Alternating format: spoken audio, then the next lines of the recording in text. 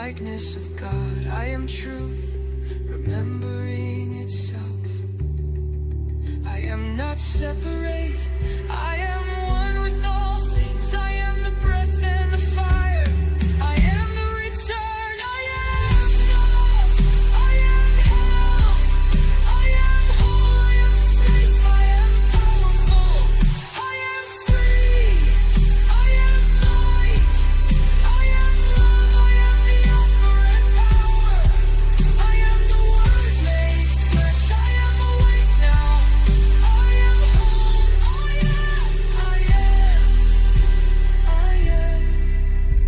I am, I am God, I am love, I am light, I am safe, I am joy, I am peace, I am whole, I am one, I am the dream, I am that I breath, I am that I am, I am, I am.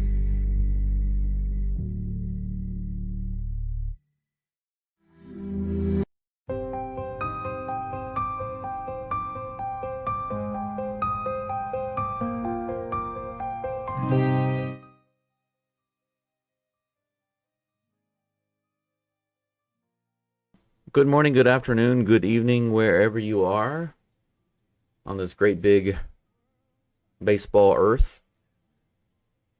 We've got a really nice Game 3 to look forward to. The Astros back up in Daikin Park, facing the Strangers, the Texas Strangers. They are all but washed up right now.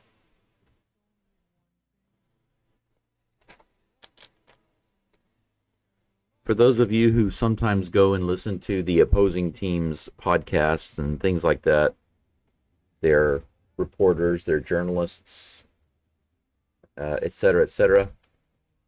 I like to do that sometimes too. Now, some people like to go into sports channels of opposing teams and do some trolling or something like that. I think that's just stupid. It's pointless to do that. So I don't take part in that. But what I do like to do is go listen to the other podcasts to see what they have to say, not only about their players and their team, but also the Astros players, the Astros team, to see their perspective on the game. I think it's very interesting because it's easier for us to sit here and complain about this and that and say the season's over, or to say this or say that, and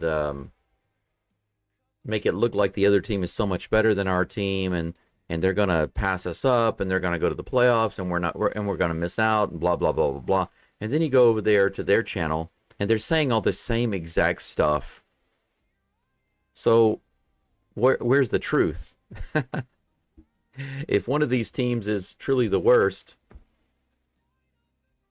and truly terrible and not able to make it into the playoffs, which one is it? If both fan bases are complaining and talking about how bad they are, and their podcasters are also complaining and talking about how bad they are, isn't it ridiculous? Sometimes one is clearly a little better than the other. Right now, that's the case with the Astros and the Strangers, right? Yeah, we've been pretty close, but we're not in last place, and we're not several games out, you know? But I wanted to say this, for those of you who don't know, the older gentleman who does the Rangers postcasts, I actually like listening to him. He's very calm, very fair. I've never heard him use any rude comments or foul language. He doesn't seem to let things bother him at all. He seems to understand that this is just the way baseball is sometimes. Sometimes it's really not enjoyable to watch. Your team is just going to get slaughtered and not even win 50% of their games in a season. You know, it's just one of those things. He just kind of seems to expect it. It's part and parcel with baseball. But the younger guy who does the regular videos, I tried to listen to him. My goal was to listen to he had like a 35-minute show this morning. I tried to listen to him. But he dished out so much disrespect to not only his team, but to the Astros. I couldn't take it anymore. I finally had to just turn him off. I did leave a comment, but it was to say basically, shame on you for shaming your own team, disrespecting your own team, and continuing to hold on to nonsense about the Astros. He called us a bunch of cheating a-holes. And this is the Locked On Rangers podcast, by the way. The Locked On Rangers podcast guy, the younger guy, not the postcast, but the podcast guy, literally said that he's tired of us cheating a-holes. That's what he said. And he also talked about how the Rangers are basically like a team on the toilet, and either you crap or you get off the toilet, but they fell off the toilet, now they crapped all over themselves. I mean, who talks about their own team like that? I'm sorry, I just can't tolerate people who can't even respect their own team. I would never talk about the Astros in such a way. But he is still locked in the past. He's kind of a younger guy. So he's obviously just completely married to his emotions. And being young doesn't mean married to your emotions. I mean, people of all ages are wearing their emotions on their sleeves. You know, it takes effort to change that. Not everybody does. You know what I'm saying? But I just wanted to put that out there because those of you who do not follow that path, I just want to express my thank you. My sincere thanks to all of you who are not partakers in such nonsense. You know what I'm saying? I definitely appreciate my community here. Just wanted to pass that along to you.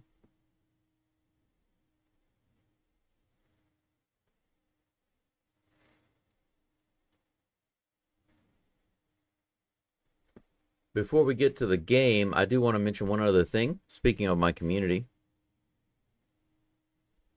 I would like to draw your attention to the names on the screen. These are my most recent donors. I'm going to be updating my donor thank you list on the screen every day. But currently, Steel Viper, Sarcastic Prodigy, Rusty Gamer, and Cesar Rios are my most recent donors. And I have a special thank you on the screen right next to the chat. Speaking of the chat, I need to get the chat going on the screen. It is currently not functioning. I can fix that really quick. But I just wanted to give a special shout out to you guys. Thank you so much for your support. Let's see here now. Where's the chat? Live chat right there. I just have to update the link. And then refresh it. There we go. Good to go now. Christian Javier is on the mound for the Astros today. He's taking some warm-up tosses at the moment. Let's take a quick look at the Astros lineup. Jeremy Pena is leading it off for the Stros. Carlos Correa batting second at third base. Altuve is at second base again today, batting third. Christian Walker batting cleanup at first base.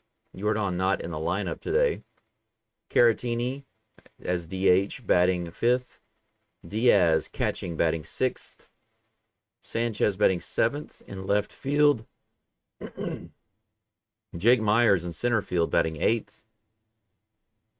And Zach King Cole in right field batting ninth. I wonder why they moved him down so much. They could have put him between Walker.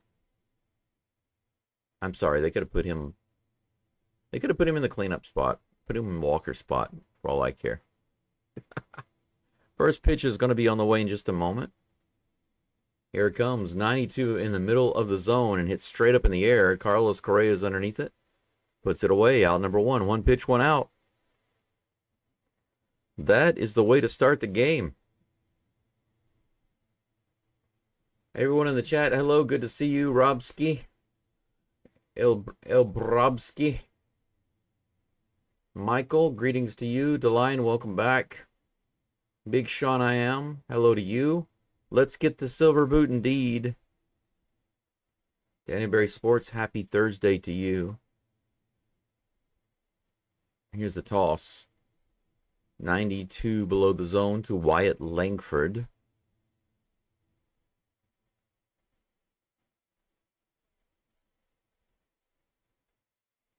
Jacques Peterson on deck.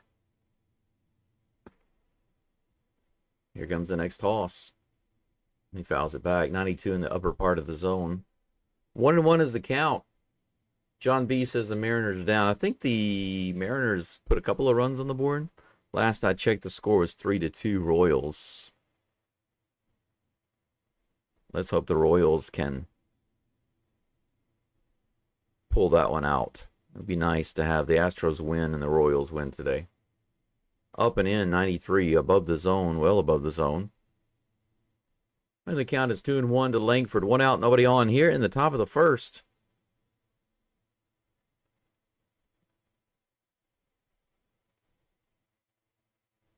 Here comes the next pitch. Low, below the zone, 3-1. Sarcastic Prodigy says the older guy that does the podcast is laid back. You're absolutely right. He sure is. I like him.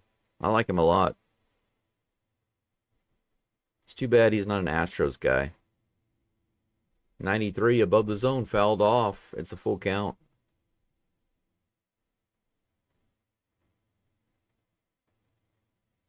Looks like the Rays are beating the Blue Jays 1-0 right now in the third. Here comes a full count pitch from Javier. Way up and in. That's going to be an easy walk. Yeah, it's still 2-3 right now. Kansas City over the Rangers. I mean, the Rangers. The Submariners.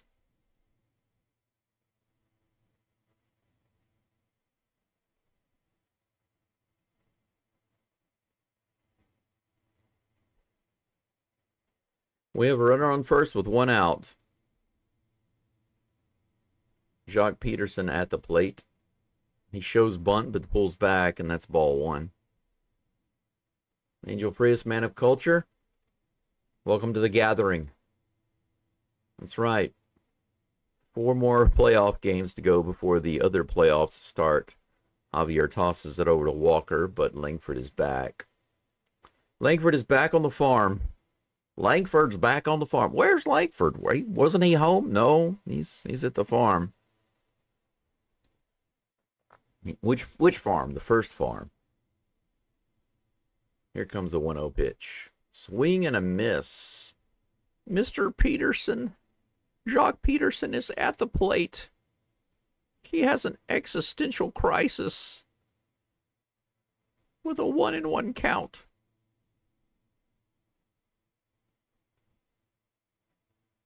"26 attempts for stealing for Langford and 20 successes. Let's see if he gives it a try here. There's the pitch, high. 92 miles an hour, well above the zone. We've had several pitches way above the zone for Javier so far. Hopefully he can get that under control. Act like Taco Bell. Taco Bell, get it under wrap. Under wraps. 2-1. Here's the count. Peterson is running. Here's the throw. His throw bounces in there, and it's not catchable by Pena. Bounces off his glove. Langford is safe at second. 27 attempts, 21 successes.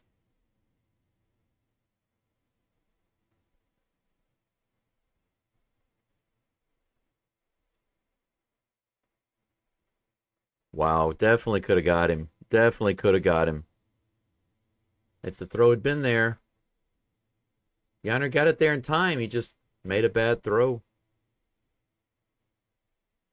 93 up and away. That was sad.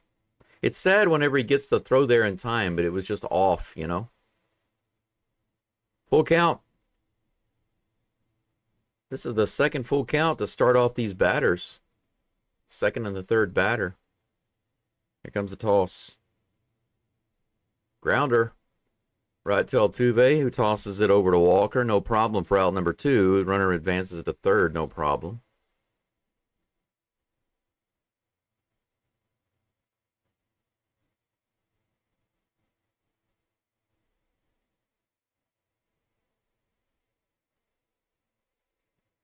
I thought most of the thunderstorms were kind of behind us, but they rolled back in yesterday.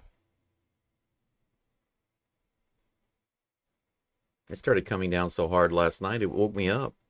Rowdy Roddy Tellez is at the plate, 75 mile per hour on the knuckle curve. Man. These guys eat some Texas-sized burgers, don't they? So Jake Burger eats regular-sized players. Tellez eats Jake Burger-sized burgers. There's another guy who's bigger than this, I think. I can't remember his name. 82 fouled off. Got a piece of the change-up. It's 0-2.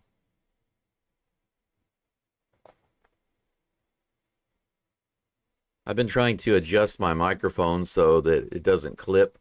It's not too low, it's not too loud, it doesn't clip, it doesn't spike or anything like that. If you guys have any feedback, you can let me know. I'll try to adjust it. 94 in the top of the zone, foul tip. Strike 3. He's looking around like he's lost. Where'd my burger go? Where'd my burger? He's probably in the dugout, my friend. Go enjoy. That's a nice start for Javier. Unfortunately, he had a walk and a couple of full counts, but he was able to get around it, so no harm, no foul. We go to the bottom of the first. The Astros and the Strangers, all goose eggs at the moment. Ron, welcome in. Good to see you. A good morning to you, Geaux Stros, he says, and a good day to all y'all. Let's get another win today, Geaux Stros. Indeedly doodly. Casey Jones says, let's go Astros. Clap, clap, clap, clap, clap. Clap, clap, clap, clap, clap. The Lion, Geaux Stros, Geaux Stros, Geaux Stros. I've got a poll in the chat just to see your interest level in various sports. Right now we have 34 votes. It's interesting because not a single person has voted for basketball. I mean, it kind of makes sense though, because the focus right now here is baseball, obviously. But I just thought, hey, you know what? I'd like to see what season do you guys look forward to the most. I can't say this. Right now, it's definitely baseball season for the Astros and college football season for the Tigers, the LSU Tigers. But when I was growing up, my number one was always football season for the Oilers. Always. There was no close second. Not at all. I mean, I love the Astros, but the Oilers were my thing for a while. That's why my heart was broken. Pena at the plate takes that first pitch from DeGrom, 92 miles an hour, low and outside. Good job, Pena, for not swinging at that garbage. Here comes the 1-0 pitch. Low and outside again. 99 miles an hour on that fastball. 2-0. Hey, Fox at bat, good to see you. Prodigy says, jump on DeGrom, get some runs immediately, Stros. Please, please. Here's the toss. Inside, how about that? 3-0 count right off the bat. Maybe DeGrom will give us a walk too. Let's see if the Astros can do something with it. Jeremy swung in game today. Pena tried to walk towards first base like it was a ball four, but it was in there, lower outside corner. 3-1. 97-mile-per-hour fastball. That was a good toss. Just barely in there. Here comes the 3-1. Pena hits that one up to center field pretty far back. Is he going to be able to make the catch? No, he doesn't. It goes over his head. Pena's booking it around. He's going to have to stop at second base. Wow, what a rip. Pena hit that one so hard. The center fielder, he tried to keep running backwards while keeping his eye on the ball, but it just floated over his glove. He couldn't get it. Take a look at this. Look at that. Wide Langford. What are you doing out there on the farm, boy? You got to catch them balls. Definitely not a field of dreams for Wyatt Langford today. Pena's on second base with a nice 3-1 hit. That's how you do it right there. You take those balls, don't swing at them. And on a 3-1 hitter's count, you put it right out there. That's good. That's real good. Carlos Correa at the plate. Strike one in the bottom of the zone. The Flash turning it over to South Korea. Here comes the 0-1 pitch. Oof, 98 fouled off on the right side, and that is strike two. Yep, that's a start. Let's go, Stros. Prodigy says Elmer Fudd would say Wabbit season. I'm hunting Wabbit. It's Wabbit season. Let's get to DeGrom. That's interesting. Okay. The umpire, that pitch was a ball, but it doesn't count. The umpire says the catcher called timeout. Now, tell me how that makes any sense. Correa looked confused, but he says that the catcher called timeout. The pitcher threw the ball anyway. It was below the zone. Correa took it. Doesn't count. 98 in the zone, fouled back. The count remains 0-2. Okay. Yeah, it's definitely Stranger season, and that pitch right there proves it. If this were a series, if this season were a series, it would be called Stranger Things, right? Here comes the 0-2 pitch. Good take, inside and low, 1-2. Rowdy is stalking Pena at second. He's looking at him.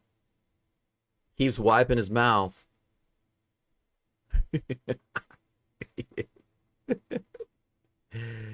This time Correa does call timeout and back out of the box.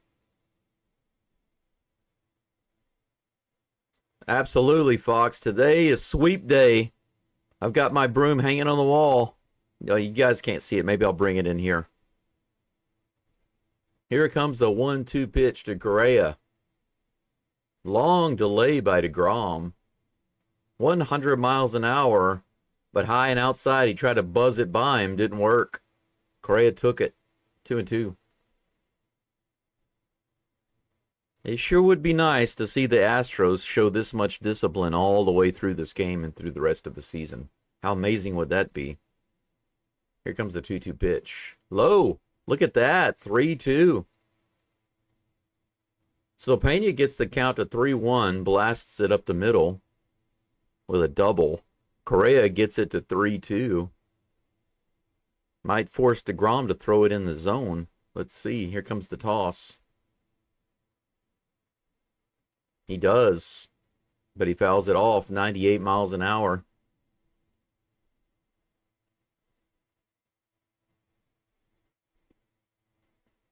Hello, Caesar. Good to see you.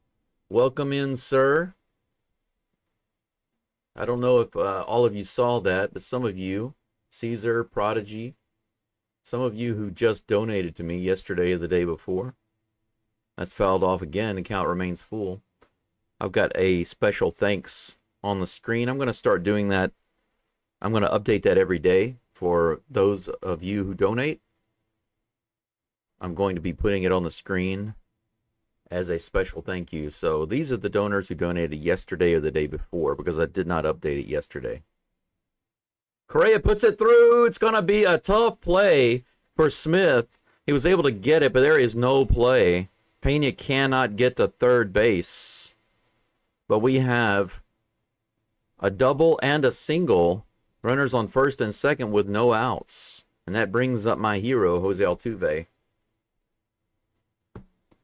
By the way, the younger guy that does the Texas Rangers podcast, he said that Correa is a garbage player and Altuve is a garbage player. He said they were terrible and we shouldn't be losing to them. That's what he said. This is coming from a team with terrible batting averages. Altuve taps that one. A little foul, thankfully. Now, actually, that might not have been too bad, though. Runners would have advanced to second and third, but it wound up being foul. Altuve would have been easily tagged out at the plate, but 0-1 is the count. Yeah, it's Silver Boot Day. Even though that's an orange boot on the emoticon. You're right, Shake. That's right. Mark says, I dislike housework tremendously, but I'm ready to break out the broom for some sweeping today. Amen to that. Here's the pitch. 92. Good cut, but he fouls it off right in the zone. The slider. 0-2. I've got so much housework to do here, it is not even funny. You have no idea. You might say, yeah, me too. No. You have no idea. You really have no idea. When you buy a house that's this old and it still is full of stuff, that's a timer violation on DeGrom. And that is a DeBall. DeGrom with the DeBall. 1-2 against Altuve on just 2 pitches. Runners on first and second here in the bottom of the first. Altuve calls timeout. It is Altuve time. What time is it? It's not Adventure time. It's Altuve time. Here comes a 1-2. Ooh, 99 at the top of the zone. A swing and a miss. Altuve can't get his bat on it. Kind of sad there because I think Altuve was actually expecting the fastball. If it had been in the middle of the top of the zone, it probably would have been hittable, but it was too far out. I mean, I would say it was a perfect pitch because it was in the upper outer part of the zone, 99 miles an hour. Pretty difficult to hit. Walker's at the plate. Takes that first pitch way outside. Another 99. DeGrom is maybe pitching a little angry right now. Throwing a lot of 99, 100-mile-per-hour pitches, but he's not getting most of them in the zone. 1-0 is the count with 1 out, runners on first and second. Let's bring the Lobsters home, Walker. Come on, you can do it, buddy. Look at that. Another 99. Way outside and low. DeGrom is all over outside the zone.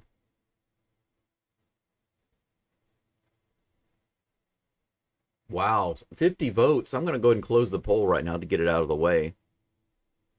But it looks, out of 50 votes, 76% of you are mainly baseball. I'm not really surprised about that, but I'm a little surprised that nobody voted for basketball. And college football, that's another one that surprises me, that's so low. That one was fouled off, for those of you who didn't see it. The count's 2-1 to Walker. 20 pitches now for DeGrom. Here comes the 21st. 98 on the outside edge. Fouled off again. 2 balls and 2 strikes. Come on, Walker. Channel your inner Pena in Correa and muster up a hit.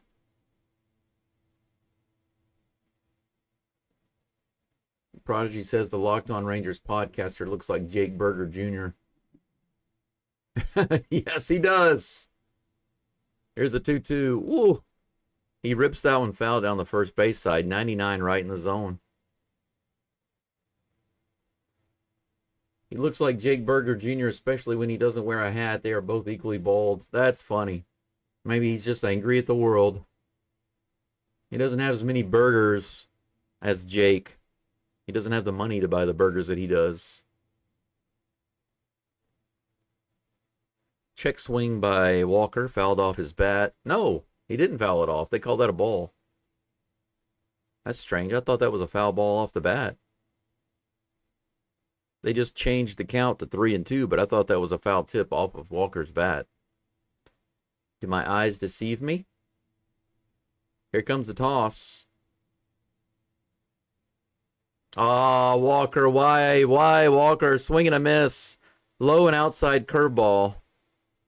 He's been throwing so many sliders and fastballs to Walker, and he throws a curveball low and away, and he strikes out on it. Why would you swing at that garbage?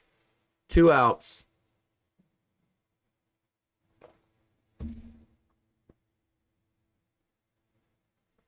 Look at that. DeGrom is up to 24 pitches.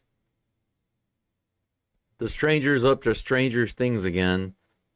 Stopping the game. Let's slow it down. I'm going to slow it down a little bit. You know, you need a rest. Can't be out there huffing and puffing like an old man like me. You know, you gotta slow it down. Let's see here.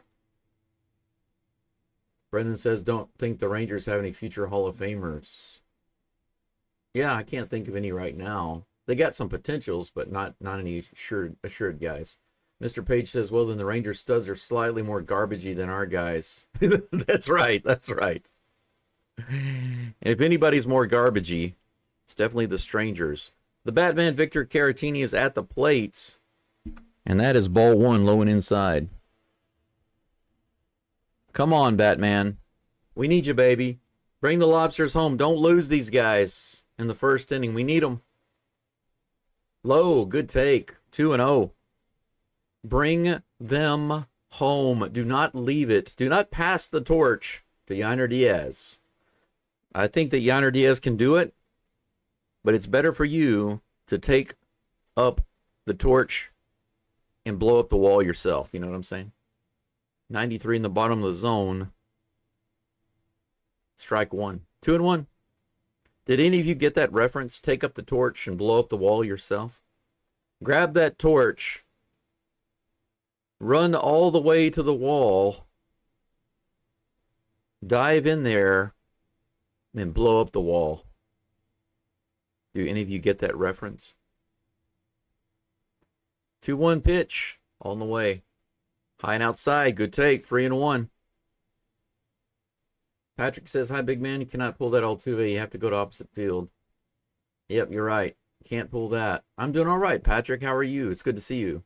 Trudley says Altuve owes us a Crawford box Happy Meal after that plate appearance. Yes, I think so. And I think he can afford it, too. He could buy a couple for everybody.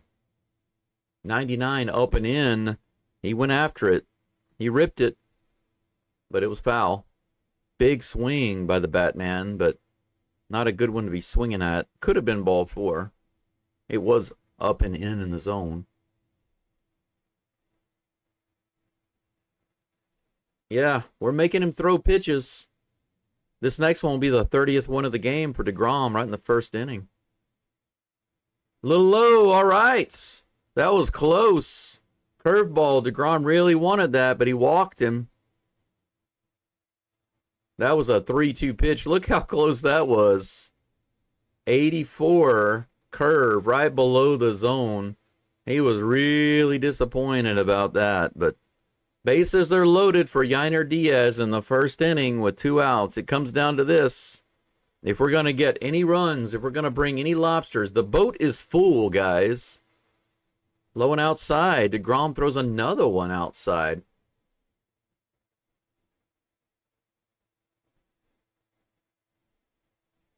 They're making him really, really work.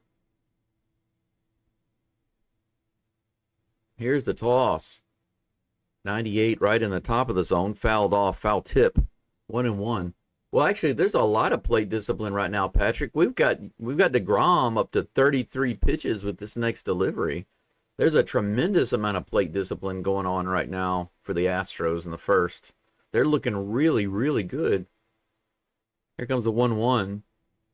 Woo! 98, opposite field, way out into the crowd on the right side. Yainer's complaining or talking about something. Okay, I think I see what it is. Yainer is saying something about him coming set too fast on the mound. If anybody knows Yainer would, he's a catcher. 1 ball, 2 strikes. Here's the count. Here's the pitch. Line drive gets through. That's going to score 2 runs. Yiner comes through with the shiner.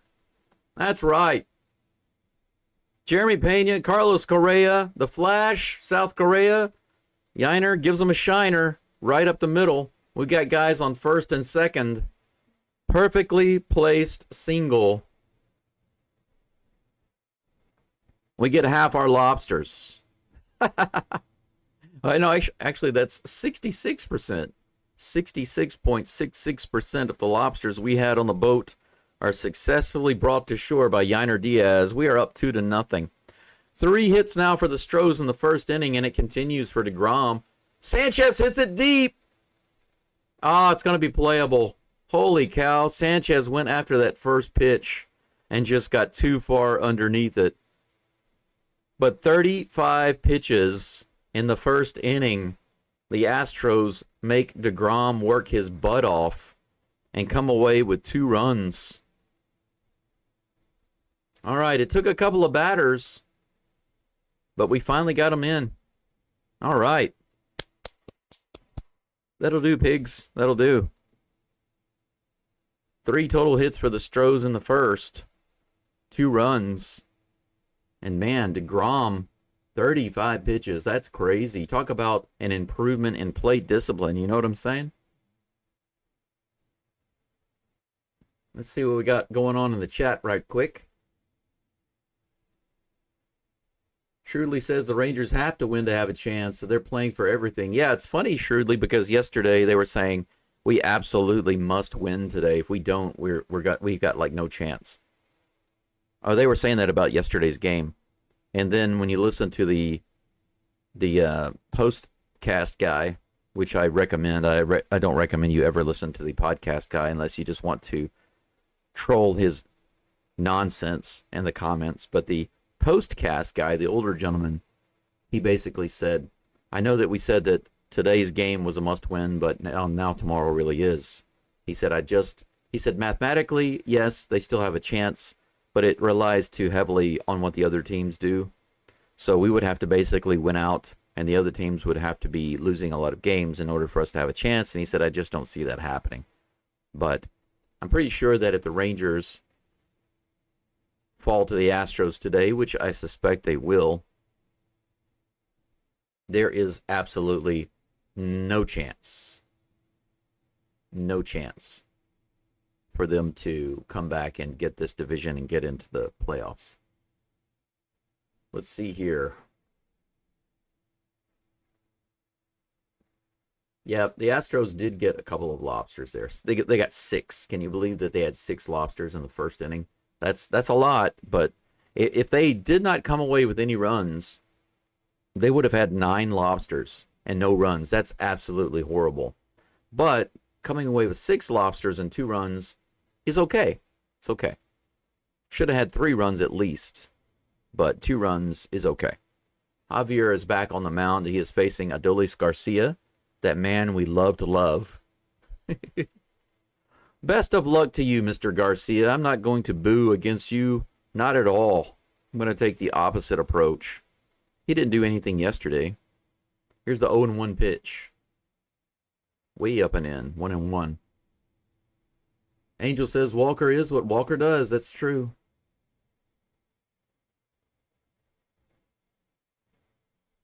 Patrick says I'd butt 50 on October 1st.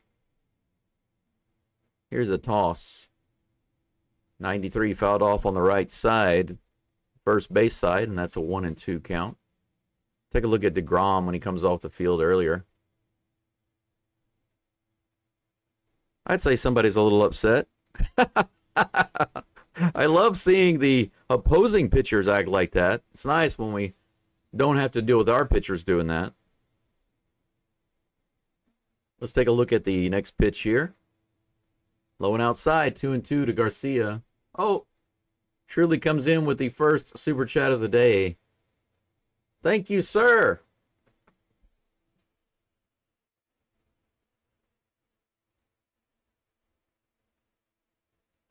That's a surely done super. Check that out. Swing and a miss by Garcia, and that's a second strikeout for Garcia. For Javier. I was looking at Adolis Garcia. Look at that. Beauty. Nice. Garcia was so far ahead of that. He was not expecting the breaking ball. No one expects the breaking ball. Thank you so much for that super chat, Sherdley. Break the ice today. 92 in the bottom of the zone. That's a strike, my friend. Alejandro Osuna at the plate. Josh Young on deck. Osuna is batting a stellar 200. However, he has been having a good month. High and outside. 1 ball, 1 strike, and he calls timeout. Okay, Patrick, I see what you're saying. I'll be 50. Well, I'm already 50. So, don't worry about it. When I turned 47, that was my difficult year. That was the year that the doctors told me I had cancer. So, I didn't even know if I would make it to 50. My goal was to make it to 100 and continue to be active my whole life. I'm not interested in retiring. I just want to keep doing stuff, you know. I like doing stuff. I don't want to sit at home all the time. I want to do stuff. That'll be a hit. Opposite field, single. Correa dove at it, couldn't get to it. Osuna will be on first base, and that's the first base runner and hit. I'm sorry, the first hit, not the first base runner of the game for the Strangers. Just outside the glove, the outstretched glove of Mr. South Korea. We have a runner on first with 1 out. Brendan, that was my question. Why is Zach in the 9th spot? That's a really good question. I think that's a failure. He's hot. Keep him in there. Move him up. They moved him up yesterday, then they moved him back down, so I have no idea. Wouldn't it have been nice to have him in there with bases or a couple of guys on instead of Walker? I think so. Put him in the cleanup spot. Here comes the 1-0 to Josh Young. That's in there, 93 miles an hour, 1-1.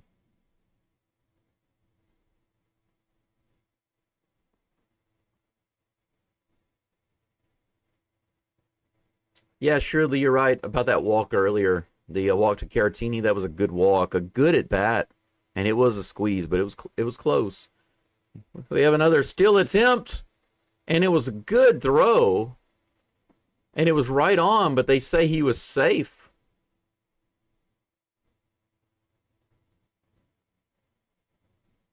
That was close. A good throw that time by Diaz, but they say he was safe. Oof. Yeah, Altuve did not get the tag on him fast enough. It was super close, but what a good throw by Diaz. We needed that throw the last time. 1 ball, 2 strikes to Young. 95 right in there, and he fouls it off. So we have a runner on second with 1 out. 1 ball, 2 strikes to Josh Young.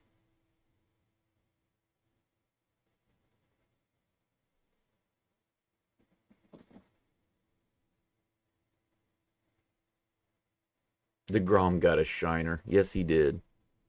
High and outside. 2 balls and 2 strikes on that fastball, up and out. Yep, we're going to keep it. Silver Boot stays in Houston. It'll be 10 years in a row, right? 10 seasons in a row. That's amazing.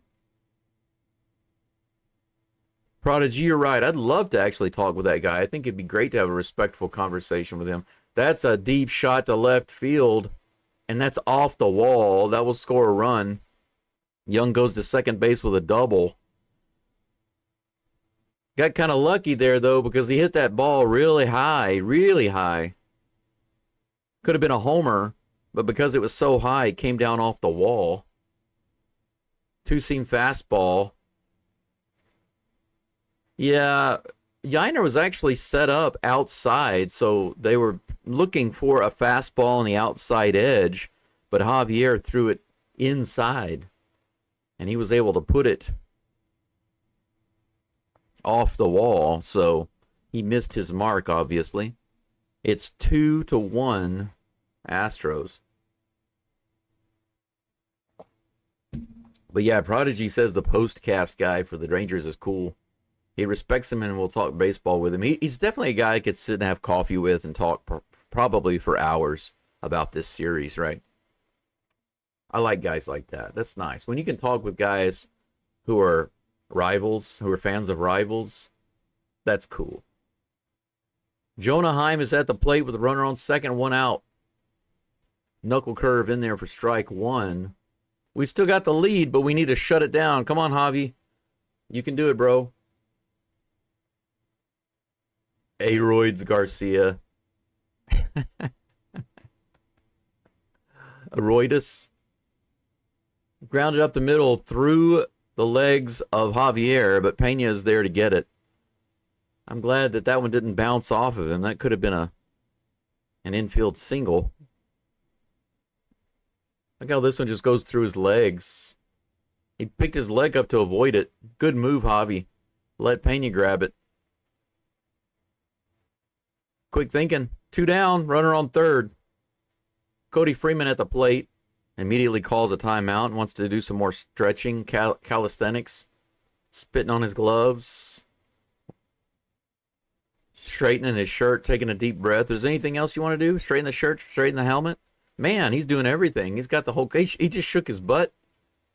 What's he doing? Trying to get the ants off of him? Here's the pitch. 93 at the top of the zone. Strike 1. He does all of that and then takes a strike. Good job. Hey, Daryl, I'm doing all right. How are you doing? Good to see you. Texas Grass, you miss Machete? You don't miss latter years Machete, right? Here's the toss. In the dirt on the Swiffer. 1-1. Slamuel says, liked Geaux Stros. That reminds me, please like the live stream. For those of you listening in and following along right now, do me a favor and at the very least do the thumbs up right below the video. Right below the live stream feed. I appreciate that. 94 above the zone, fouled away. 1 ball and 2 strikes. 1 strike away from getting out of this inning. Yeah, you know, Maldonado overall was average, but on defense was pretty good. Pretty darn good. If he had just been able to remain decent at the plate, you know, instead of such a liability, we never would have gotten rid of him. That's hit it right up the middle, and that's going to score a run. It's tied up 2-2. Line drive right up the middle. Freeman with a line drive up the middle, and the game is tied. Fastball. It was a high fastball, but a little too low, too easy to hit. Right off the thick part of the bat.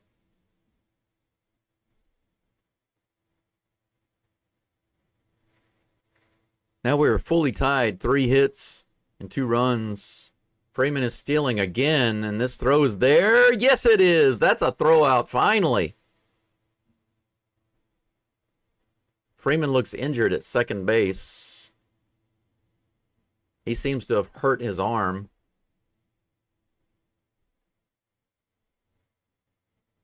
They're immediately out there to check on him. He seems to have hurt his arm sliding in head first at second base. He's not wearing anything on his hands. Yeah. Yeah, it looks like he jammed his elbow. When he was going in, he hit the base pretty hard with his hand. So it looks like he hurt his elbow. While they work that out, they're going to go on commercial break. We'll be back up in the bottom of the second. The Astros have more work to do. The game is tied. 3 hits for both teams now. And 2 runs. DeGrom, who was given the ringer in the first inning, unfortunately, he gets a nice long break as the Rangers give him some time to adjust. We really, really needed Javier to shut that down in the second quickly so that we could get back on DeGrom. But hopefully DeGrom is still upset with himself because he was pretty angry earlier, throwing his glove in the dugout. Let's see what he does in the second inning. Hopefully he is emotionally spent The Astros light him up. How many runs in the second inning, guys, before they pull him out? 4? 5? How about this? How about they get 2 runs? The Astros get 2 runs. They still have guys on base. They try to slow the game down. They talk with DeGrom, but DeGrom and DeGrom stays in. But he falls apart, gives up a big hit. The Astros score 3 more. So they score 5 more on DeGrom in the second inning. And then it's 7-2 Astros. Ugh, that's what I want to see. That is what I want to see. Let's take a look right quick before I check the live chat. I want to see how many viewers and listeners we have right now and how many likes on the live stream. 69 people viewing. Myers is at the plate already. That was quick. Low and outside on that outside corner. Strike 1. That was barely a strike. Next pitch. 90 low and away. Suddenly my volume is down. Why is my volume down? That's strange. 1 ball, 1 strike to Myers. Here comes the toss. Whoa. 97 in that dirt outside, and DeGrom looks really bothered. He does not have his control. After he threw the pitch, he stopped, looked down at the ground, and just took a deep breath. 2 balls and 1 strike. Here comes the pitch. 91 in the bottom of the zone, fouled off to the right side.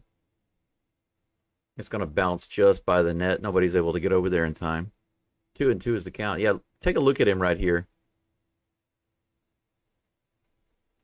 Yeah, that's not it. They gave the wrong replay.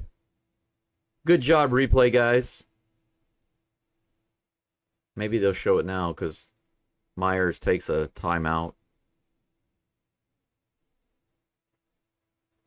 2 balls and 2 strikes. The 40th pitch of the game coming to Myers. Here's the toss. Check swing. And they say he went around. That's strike 3. He didn't hold up.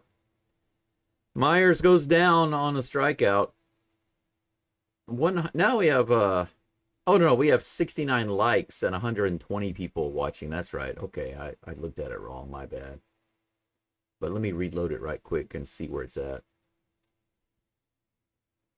120 people watching, 70 likes. Let's get that up a little higher. I think we need to be at least 80 or 85. Thank you in advance. Zach King Cole at the plate takes the first pitch for a ball. Here's the second pitch. 97 miles an hour, fouled. Or no, that's not fouled. It's into left field. He runs around, has a little trouble with it. Osuna out there, but he's able to put it away for out number 2. Pena comes to the plate.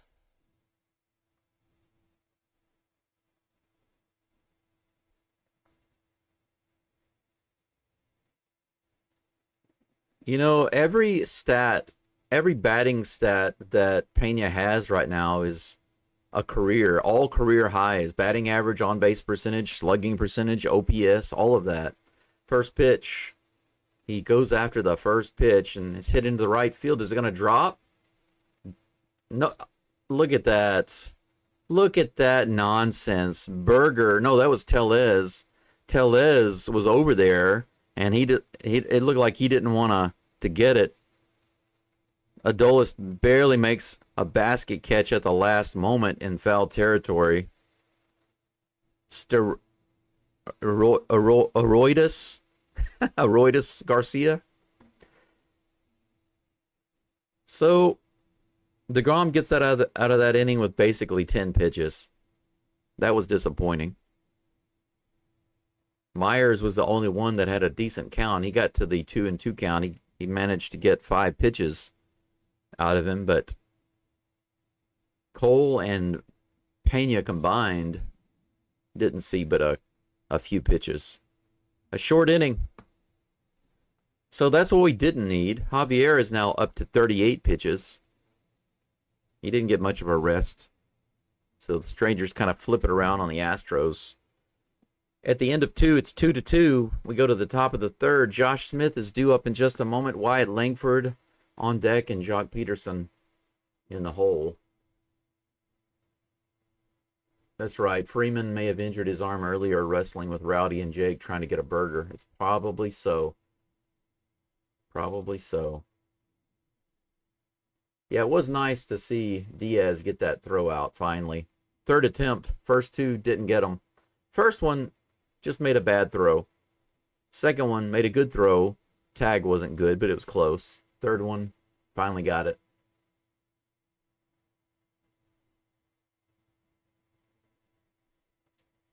Brendan says, what happened? I was talking to my mom. Yeah, shrewdly says you can't talk to your mom. You must not talk to your mom until after the game. If it's going to cost us runs, then you have to wait until after the game. Tell her, not now, Mom. Astros game's on. Hey, Eric.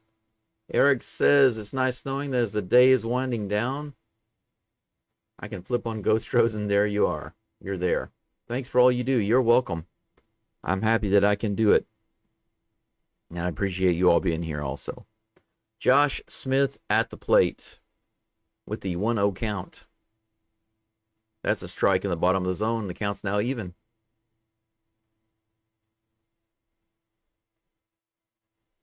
Rowdy was distracted by the concession guys. That's right.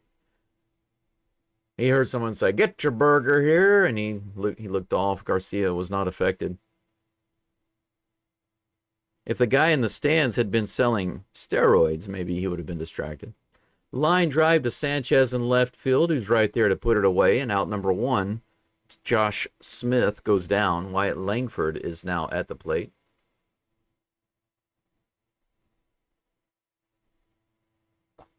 Out of all MLB, look at this. Astros have the best rookie ERA of all pitching. 2.03. How about that? Let's just bring in all of our rookies to pitch for the rest of the year. Why not? 92 above the zone. Ball one to Mr. Langford. He had a walk in the first. Stole second base. Now let's steal his hopes and dreams. Right in there with the knuckle curve on the outside edge. 1-1. Nice. Bit for steroids. He's pretty lean. He's got nothing but muscle. That'll be another strike. 1-2 is the count.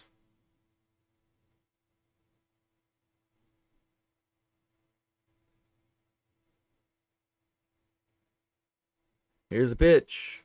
Low and outside. 2 balls and 2 strikes.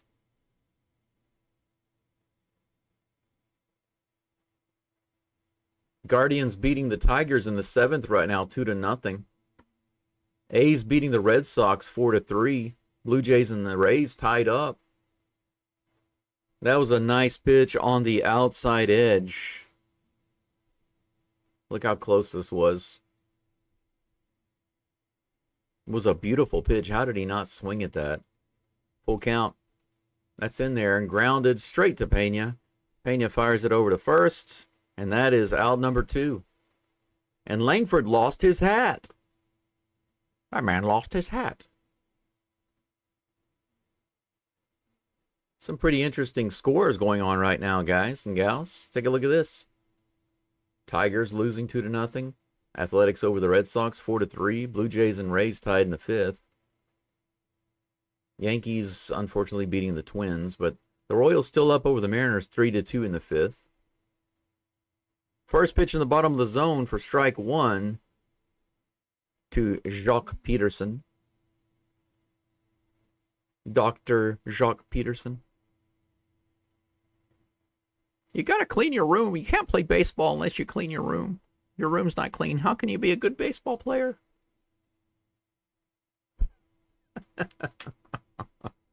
That's fouled into the crowd for strike 2. 0-2 is the count. Javi up to 49 pitches. Let's get out of this inning with pitch number 50. How about that? Ooh, unfortunately, it doesn't work out. It's a little low on the changeup. 1-2.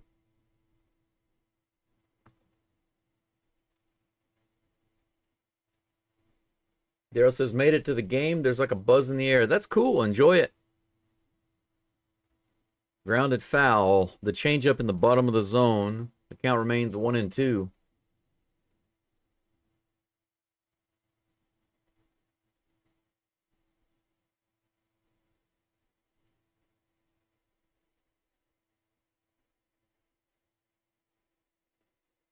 Baseball is a crazy sport. Sometimes it's very calm, and then other times it's absolutely nuts. Swing? Did he swing? A check swing? They say he did not go around, and that's 2-2 on the low inside area. Misses on the curve, or it was a Swiffer. Mr. Texas Grass says, we've done great considering all the injuries. That's true. The only disappointment really for the Astros this year has been whenever they seem to be at mostly full strength. They've been so inconsistent. And there's a base hit up the middle again. Jock Peterson with a nice, easy line drive. We'll have a base runner. The inning is extended a little bit. Rowdy Tellez comes to the plate with a runner on. Fourth hit of the game for the Strangers. It would have been nice to send Jacques to the strikeout archipelago.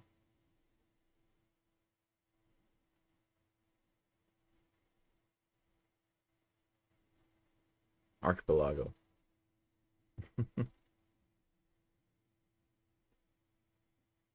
I'll be looking for the pitch that he wants. He's finally got it.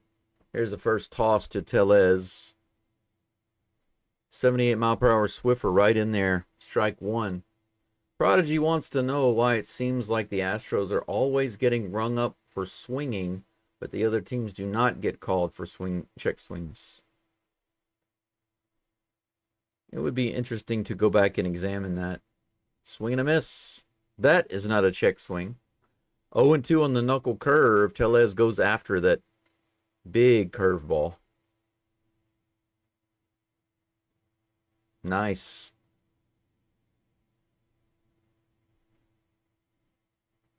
Here comes the... Nope, he goes to first base. I thought he was about to pitch.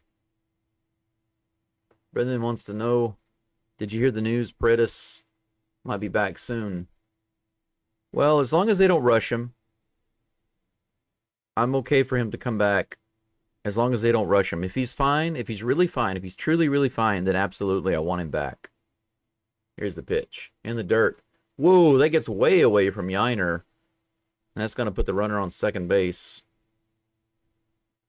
Peterson easily goes to second base. That was an absolutely horrible pitch. Man, that bounced like 3 or 4 feet in front of the plate. 1 ball and 2 strikes. Just need 1 strike to get out of the inning. Ball boy having a little secret chat with the I'm getting some loaded balls there. Here, take these loaded balls. But I don't want those. So I said take them. Got a problem with that? Take a look at this pitch again. Oh, it hit off the umpire. Yeah, it hit the right forearm of the umpire. Ooh, his arm. Oh, it looks like it's a little swollen. He's out there gripping his hand, opening and closing his hand. You can see a little knot on his arm. Here's a 1-2 pitch. High. 2-2. Covered in tar. Yeah, bunch of baseballs covered in black tar. Just slathered with it.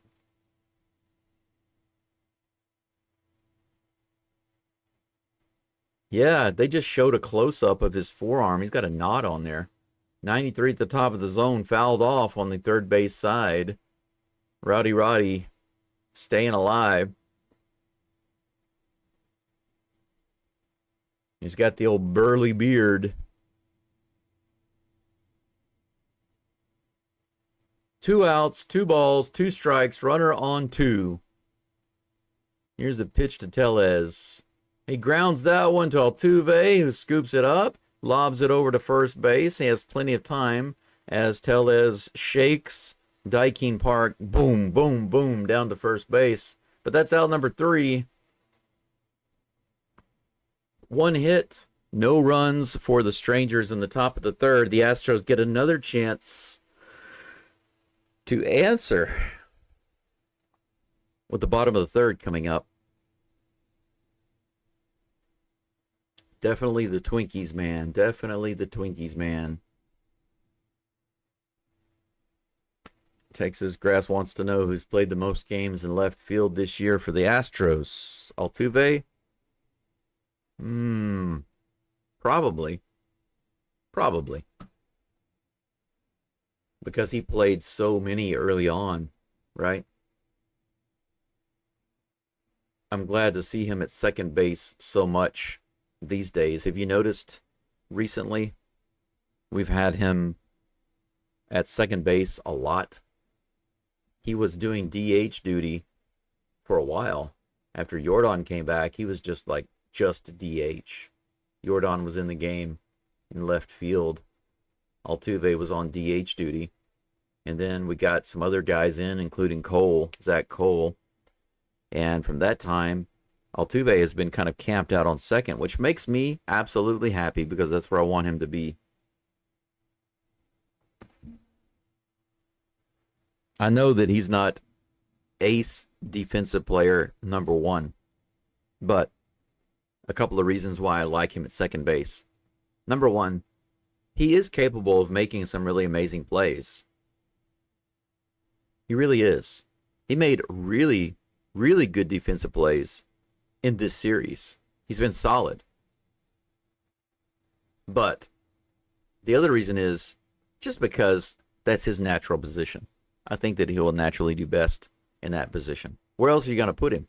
So alternating him between DH and second base is just fine with me. DeGrom starts off with another fastball low and outside to Correa. Correa has a single and a run scored. Here's the next pitch. Outside. 2 straight fastballs outside. 97 miles an hour on that one. Come on, man. Just keep losing it. Timeout call by Correa. And I think I'm going to call a timeout too. I want to grab myself another cup of coffee. I have to build it out. Build it out. I got my filter right here. 2 balls and no strikes to Correa. Nobody on. Bottom of the third. Another one outside. That one a slider. 90 miles an hour. 3-0 to Correa. I'm liking this DeGrom. Jacob DeBall. Jacob DeWalk. Here's the next pitch. Low and outside. Oh my gosh. 97 miles an hour on that lower outside corner. If it got the corner, it was by a hair. If that. That was a little gimme to DeGrom. Hey, but Correa comes right back and says, okay, if you're going to do that, I'm just going to hit the ball. Opposite field hit. And there we go. Correa's 2 for 2 with 2 singles. Singles party going on for all you guys and gals out there that don't have a boyfriend, girlfriend, or husband or wife. There's a singles party going on right now, courtesy of South Korea. You want to attend? Let's see what other Astros are interested in the singles party. The singles party has begun. Altuve back at the plate. Let's go, Superman. 97 on the outside edge. I'm surprised DeGrom got that one in the zone. 0-1 is the count. No outs. South Korea on first base. Come on, Altuve. Below the zone. Good take. 1-1. Yeah, you're right, Texas Grass. It doesn't really matter how good Altuve is at any particular position. What matters is that that's the position he's best at and he's most used to. So I think that's where he naturally should be. If he's not DH, I agree with you. Good take. Slider outside, 2-1. Astros back to making DeGrom work. He's shaking his head. He's still bothered. DeGrom is still not there in the head right now. He doesn't know what's going on. He's trying. He just doesn't know what's going on. 2 balls and 1 strike. Here's the pitch to Altuve. That's hit hard. It is going all the way out to the Crawford boxes. It's off the wall, baby. 2-run homer for my hero, Jose Altuve. That's right, baby. Altuve right here. Jose Altuve. I like the sign out in the crowd that says, "B Altuve." It is 4-2 Astros. Big little man coming up for the Astros in this very, very important game and series. Nice.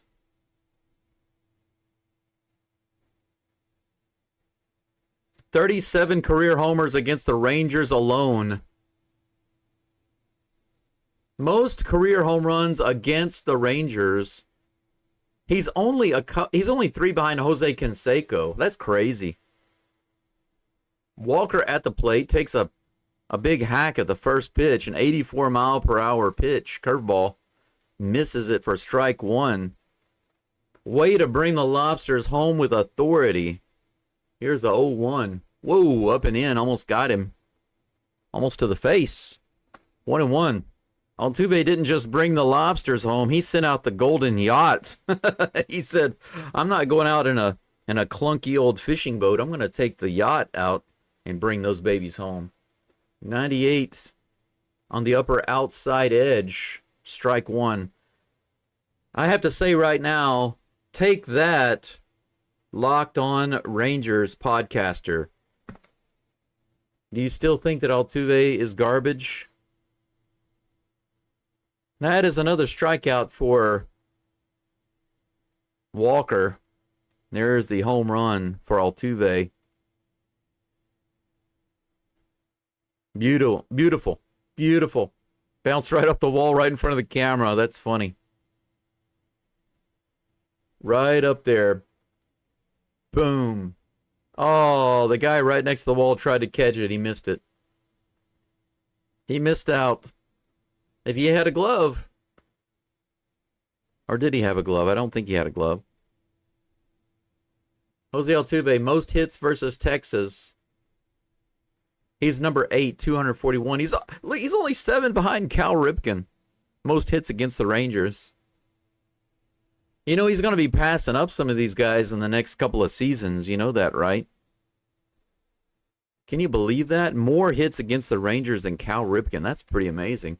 1-1 is the count against the Batman Caratini. 89 on the outside. There's only one out right now. Nobody on. Ball 2 on the outside. Yes, you're right.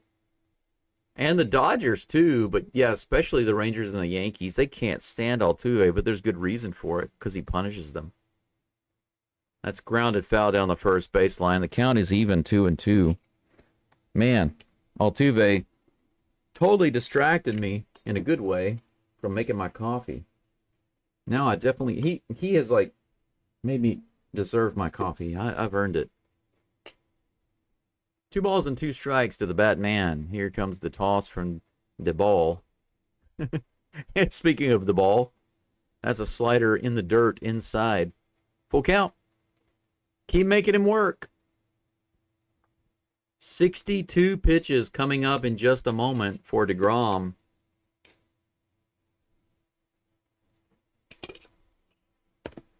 Here comes the fool. Swing and a miss. Man, that was 92 in the bottom of the zone. Caratini just couldn't get the bat on it. And that's a strikeout. Out number 2. Yainer Diaz comes to the plate. Hey, Prodigy. Prodigy comes in with the $10 super chat. I know what super chat this is. Absolutely. This is the Holy Jose Super Altuve chat. Oh my God. Arigato. Home run. How about that? That's my name for this super chat. Diaz hits this one out into center field. It's a little... Wow, look at that. Look at the cameraman was on the center fielder. And Adolis Garcia comes in diving right at the last moment. But here's that big swing by Altuve on the high fastball. Yeah, so he can definitely hit it when it's not 2 feet above his head. He's the man. That's the end of the inning.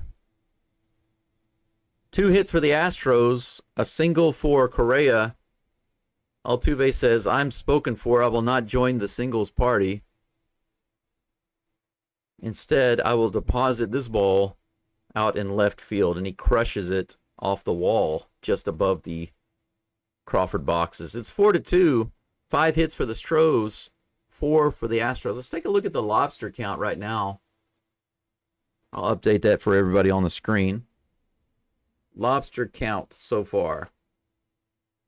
Stros have 6. Strangers have 4. Now, right now, the lobster counts for the Strangers are good because they only have 4, but they have 2 runs, so that's okay. That's if you have half of all your lobster count is runs, then you're okay. It's okay. But the Astros actually have 6 with 4 runs, and that is excellent. That is excellent. That means they are driving in most of their opportunities. So that is absolutely wonderful. But for the super chat, I'd like to say Sarcastic Prodigy, Holy Jose, Super Altuve, chat, oh my God, arigato, home run. Mixing it up. Daryl says I'm single like a snake waiting to strike. A little dangerous there, a little dangerous. I just killed a snake in my backyard the other day. There are a couple of different snakes here that are poisonous, or venomous, I'm sorry. Venomous, not poisonous. But luckily, one of those, the python, I guess you could say. I've never seen one of those. It's called the mamushi. That's the most dangerous snake in Japan. I haven't seen any of those around here, thankfully. But I live around the rice fields, and there are a couple of snakes that are here that love to try to eat the frogs that hang around. So I see those. But they appear to be single snakes also, because I've never seen them in pairs. One of those eats a lot of the frogs, and it makes them a little venomous as a result. And so I don't like those too much. I kill those. Garcia fouls that one. No, it's going to be fair. Altuve takes a nice, look at that. Altuve making a great over-the-shoulder basket catch. So Garcia makes a great catch, and then Altuve comes back and says, I can make an easy basket catch too. It looked like nobody was going to get it. Walker was out there. Cole was out deep in right field, and Altuve just jogs in casually and puts it away. He's like, I'm the veteran here. I got it. They called him the Willie Mays Hayes on that play. 1 down. Alejandro Osuna at the plate. 92 right in there. Strike 1. Fastball.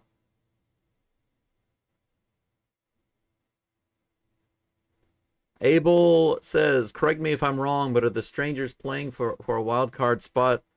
Apparently not. I mean, they try at times, right? They tried really hard towards the end of the game yesterday, but unfortunately for them, it wasn't enough. Here comes the 0-1 pitch to Osuna, and that's way outside on the Swiffer. 1-1 is the count.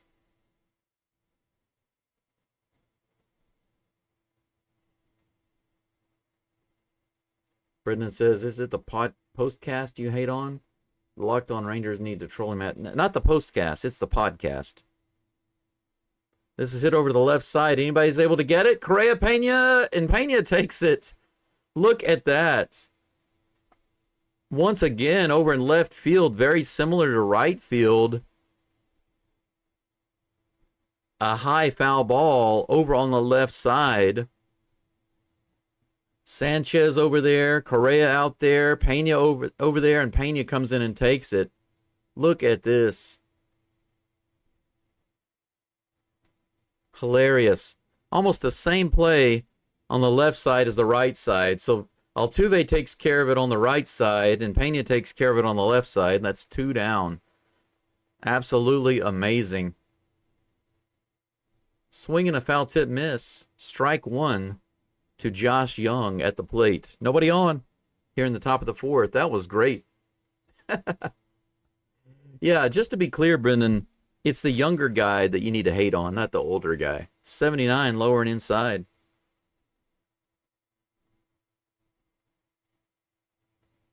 One ball, one strike to Josh Young. Here comes the toss from Javier. Foul tipped off the mask of Diaz. He seems all right. One ball and two strikes.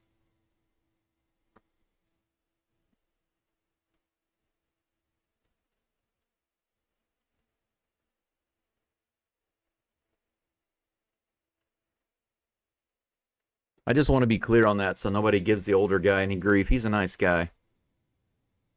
Hey, look at that. Foul tip on the swing, and Yiner catches it for strike number 3.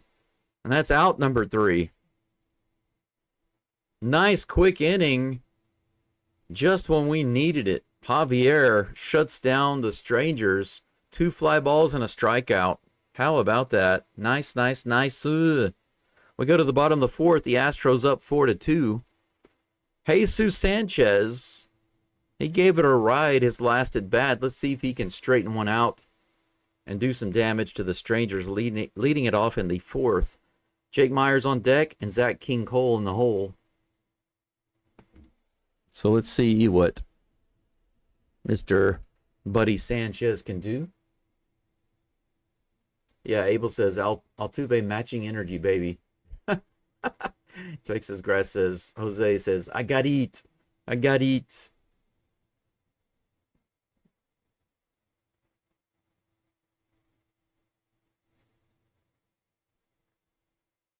Yeah, is his name Bryce Prodigy, the younger guy? I don't know his name. I just know that he's a you know what. I won't even say it.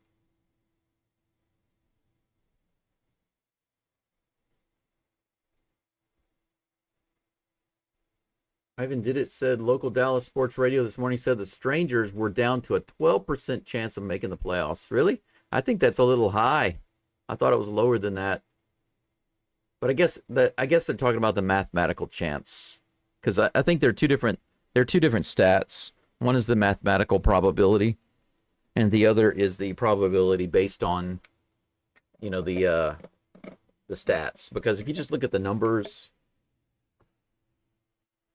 versus, like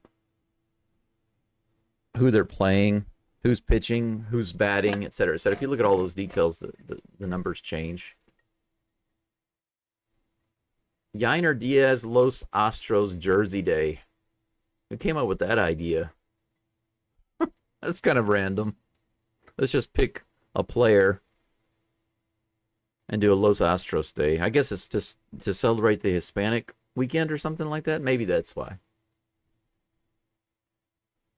First pitch to Sanchez is in there for a strike. Second pitch in the dirt, 1-1. Yes, the geeky looking guy. I think it was it Prodigy that said earlier that he looks like Jake Berger Jr.?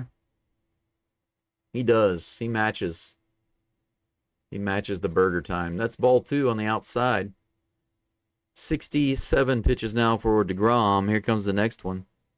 2-1. Sanchez pops that one high in the air. Should be playable over on the right side. Tellez is over. I'm surprised that he can run that fast. But look how slow he's moving back to first. It's kind of a you know what, when Rowdy Tellez walks like that, it's not a ramble, it's a rumble. One down. Jake Myers at the plate. Come on, he struck out his last at bat on a check swing. Let's see if he can improve upon that. Low, ball 1. Daryl says, I'd love to find me a good woman who loves baseball. I wish I could help you with that. Here's the 70th pitch. Swing and a miss on that slider below the zone. 1-1 is the count.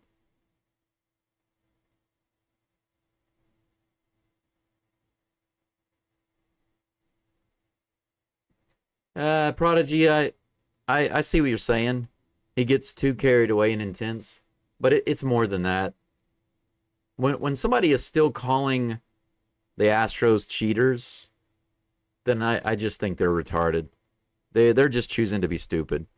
They're literally choosing to be retarded and stupid. They're making a conscious decision to pick the low-hanging fruit. So that's not, to me, that's more than just getting carried away, or he's not a, I don't know him, but I'm going to say that he's choosing to not be a decent guy. So I can't, I see what you're saying, but I can't agree with it. That's hit out into right field. Garcia's over. He makes a basket catch.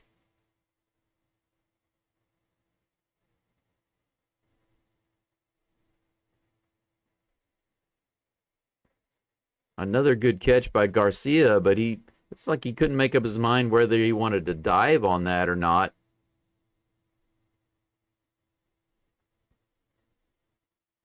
Yeah, he almost injured himself there. He took a while getting up. He stayed on the ground for a little while. He didn't run over there as hard as he could have, and he wound up putting himself in a bind. But Zach Cole's at the plate. That's a strike in the bottom of the zone. We need another good swing from you, sir. He had a fly out earlier to left field. 0-1 is the count with 2 outs, nobody on. Here's the toss. Ooh, 90 on the outside. Completely outside the zone. Maybe by a hair it got the zone.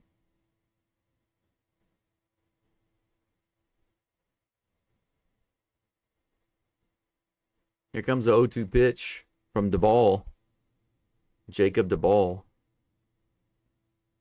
And he goes after it and swing and a miss. That was a terrible at bat for Mr. Cole. Takes 2 strikes, swing and a miss on the low inside pitch. That was definitely a ball.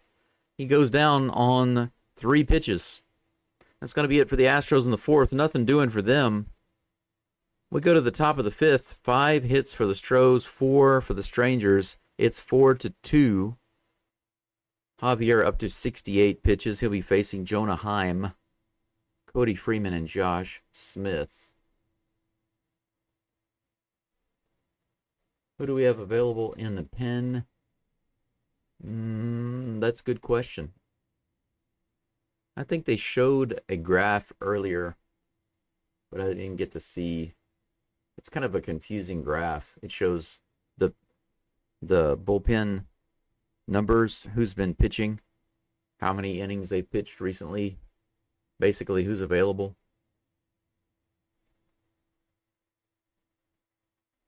Royals are still over the Mariners 3-2 in the bottom of the 6th.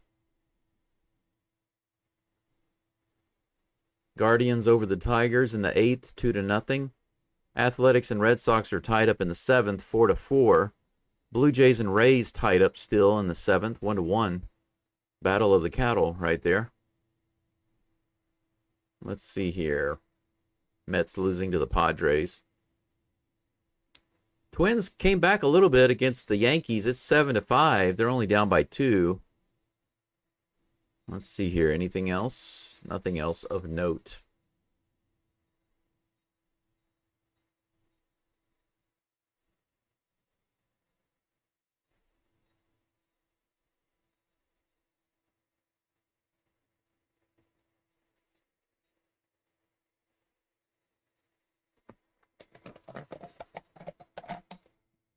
All right.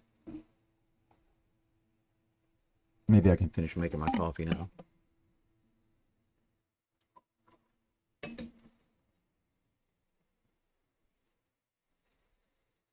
Jonah Heim at the plate.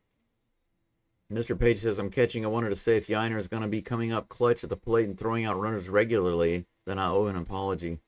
Now's the time to be doing it, right? Not right now. We need him now more than ever for this season. Heim shows bunt, but pulls the ball back, or pulls the ball. I can't even speak right now. He pulls the bat back on the curveball, takes ball 1. That looked like it was kind of in there. Here comes a 1-0 pitch. This is hit high in the air. Walker is over at first base, and he takes it for out number 1. 2 quick pitches and 1 out in the top of the 5th. Cody Freeman comes to the plate. Yeah, Seattle's definitely going to be tougher than this. But if the Astros keep consistently getting guys on and bringing them home and pitching decently well, we can sweep them as well. How about 2 sweeps?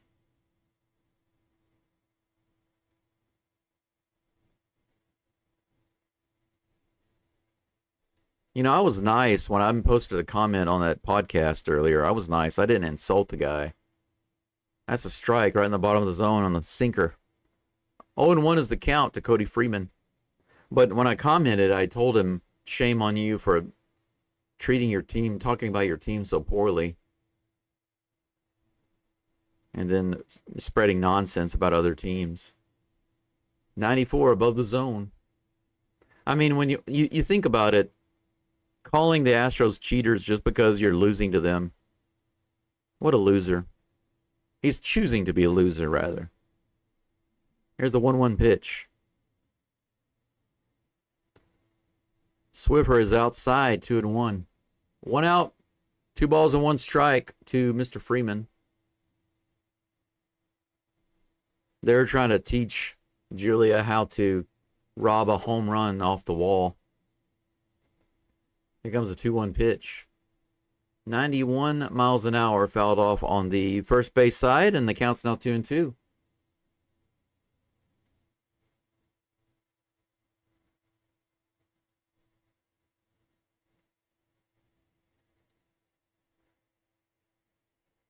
Yeah, Altuve is amazing. He absolutely has. Even if he's slumping, you got to be careful with him. You can't just take him for granted that he's in a slump. Strike 3, swing and a miss. Nice toss by Javier, and that's out number 2.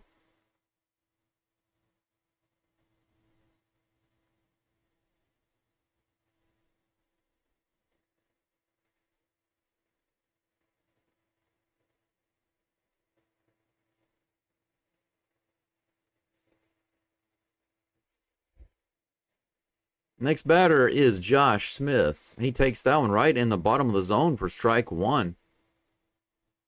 Another nice pitch by Javier.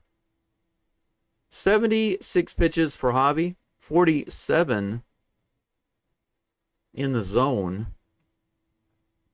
Here comes the next toss. That's hit pretty hard out in right field, but it's going to hook foul right into the crowd. Strike 2.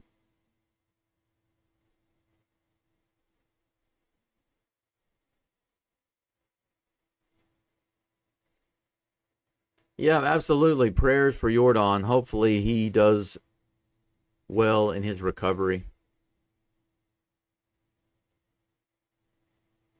2 outs. No balls, 2 strikes. Here's the pitch to Smith. Little high and outside on the fastball. Ball 1, 1-2. Yeah, you're right, Prodigy. Garcia has made a few good catches. Imagine where the Astros would be if he hadn't made those catches. We could be up 6-2. Even without luck, we've got the lead. In the dirt, on the knuckle curve, 2-2. Daryl, you got a ball signed by Jose Altuve? That's awesome. How did you get that? That's great. Got all these girls in the background waving behind Julia on the screen. That's funny. 2 balls and 2 strikes. Here comes the toss. That's hit into center field. Myers is floating back, and he's able to put it away right at the warning track. Nice catch. Fundamentals, baby. Fundamentals. And that's what we're fighting for right now. But on the larger scale, besides the silver boot, we've got the division and the playoffs that we're fighting for. That's the main thing. Silver boot is definitely a plus to have. We want to keep it. But if we had to choose between the silver boot and the playoffs, I'm sure that everybody would choose the playoffs.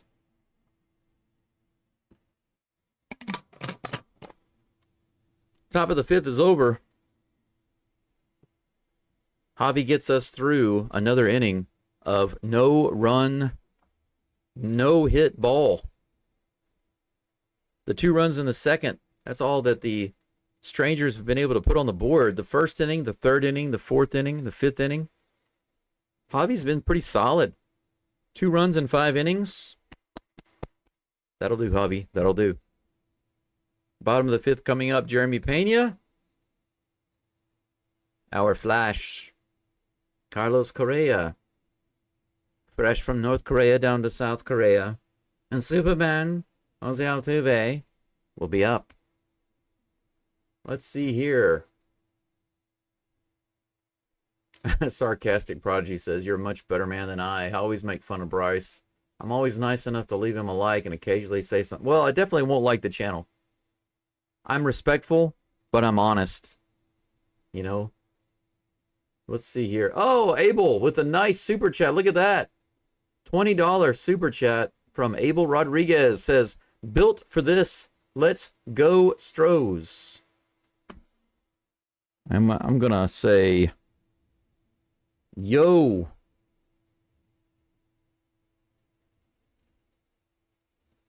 Abel R. Super C. Abel R. Super C.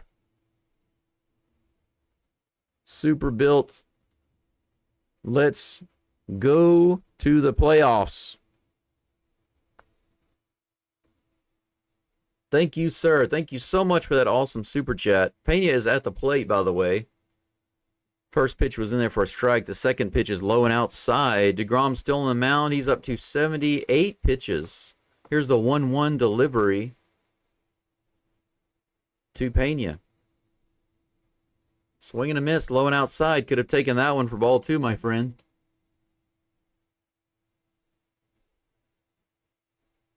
Yeah, that's right. That's the point. Ayelts Kev says they always do that, and I find it funny. They never have any proof they're still cheating. That's right. They're not cheating. They haven't had any cheaters in a long, long time. But you know what? That's all they have. When they keep getting beat by the Astros and they can't get the silver boot, that's all they have. It's low-hanging fruit. Let's hang on to the past because that's all we have. We don't have the present. That's hit hard to right field. Skull will be back to the wall. It's gone! A solo shot to right field. That ball just kept floating and floating and floating. DeGrom shaking his head. That was a DeHomer. Jacob DeHomer. Jeremy Pena hit that ball, and Garcia floated back, and that ball just kept going and going and going.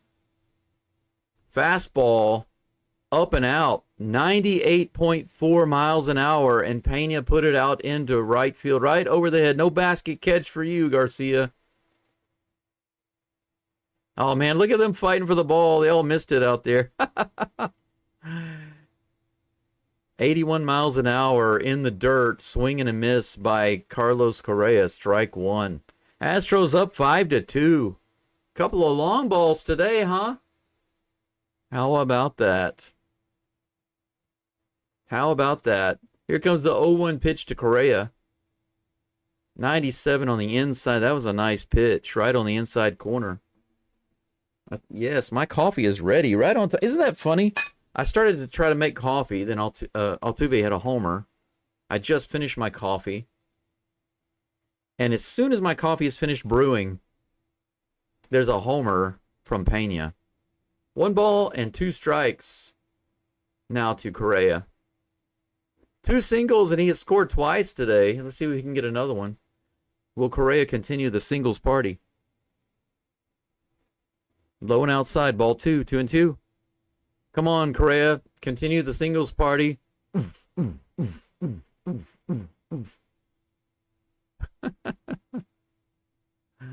That's hit hard out to right field, but into the crowd.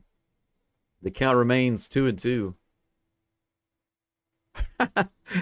Why would a singles party just be loud music? You know, that wouldn't make any sense. Nobody has an opportunity to really talk to each other. If there were a singles party and they were playing loud dance music, I would not go. Just drinking and dancing, that's not the kind of environment I want to start a relationship in. Fouled off down the third baseline.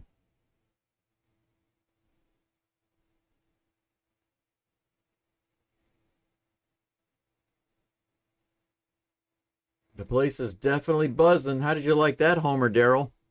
Here's a pitch. Below the zone. Good take. Correa working it, feeling it, working it. 3-2. Prodigy says, my point to Yankees and Rangers fans asking the question of where Carlos Beltran was before he came to the Astros in 2017. Good question. Line drive, but right at Tellez. He sucks it up like a burger. Line drive out. He almost got himself another single. 25-year team. All 25-year team. Starting second baseman Jose Altuve batting .303. 61.4 offensive WAR. My hero is at the plate again. That's a strike. 0-1. Low outside corner. Not really a great pitch to be swinging at, but it did catch the corner. 0-1. Here's the pitch to Altuve. He pops that one up. Freeman is back, and he calls for it, and is able to take it for out number 2. Altuve flies out. Got too far underneath it. Christian Walker comes to the plate with an opportunity to contribute. Another opportunity, as he's had so many of this year.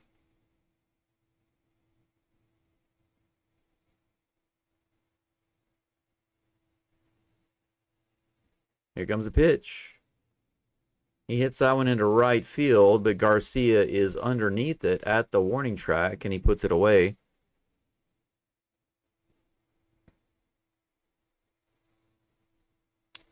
So Walker does manage to get the bat on the ball, but doesn't straighten it out enough. However, Pena did. He gives us an extra run with a home run to right field. 6 hits for the Stros, 4 for the Strangers, and the Astros are up by 3, 5-2, going into the 6th inning. Let's take a look at the lobster count so far. Astros looking really, really nice right now on the lobster count.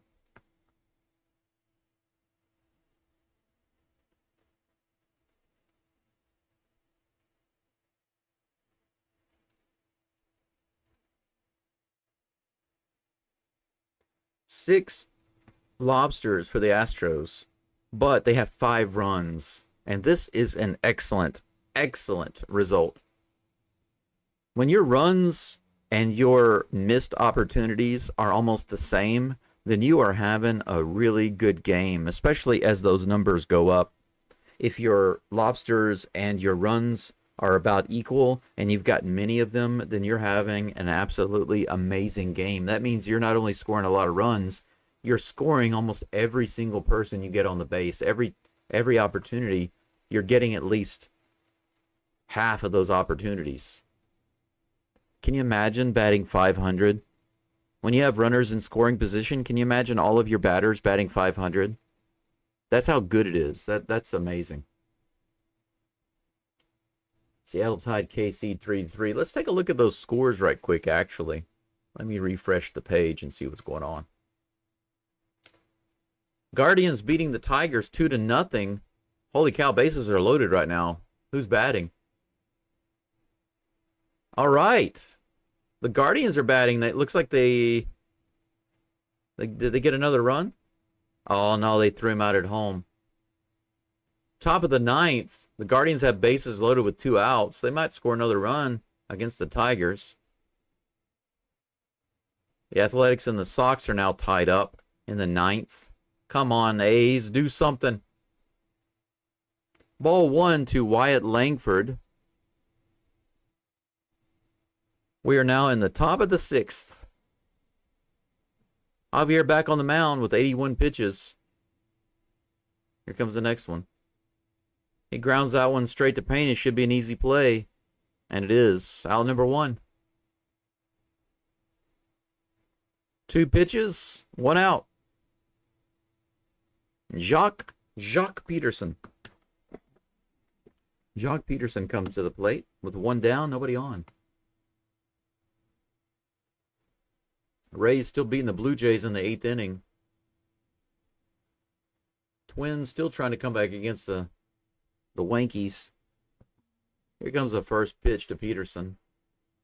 Just barely misses with the Swiffer on the outside edge. Ball 1. Urquidy is pitching for the Tigers. Really? That's interesting. Here's the pitch. In the dirt. 2-0. Yeah, Caesar, thank you for mentioning that. I did post it as a community post, but the Roberto Clemente Award voting is open right now, and every team has a player you can vote for. Our player is Josh Hader, so for those of you who have not voted in that, I would remind you now, go vote for Josh Hader. That's it high in the air. Way up in the air, Rowdy Tellez puts it up, and Altuve catches it. No, that's Jacques Peterson. I'm sorry. Rowdy Tellez is coming up next. Peterson flies out to Altuve at second base, and Tellez comes up to the plate next. 2 down.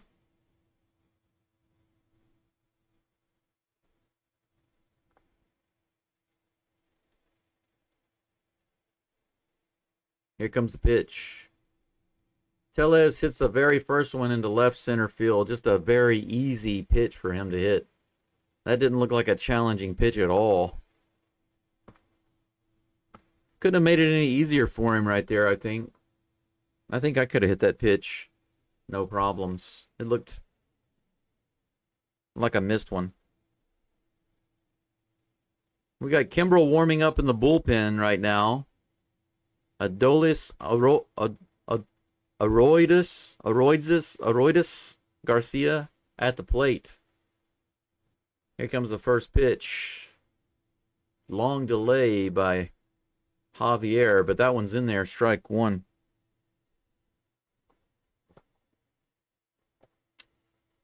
Yeah, but it was flat. Flat pitch. Too easy. Too slow, too easy. Garcia calls timeout. Runner on first base. The very fast-moving Tellez, who likes to rumble.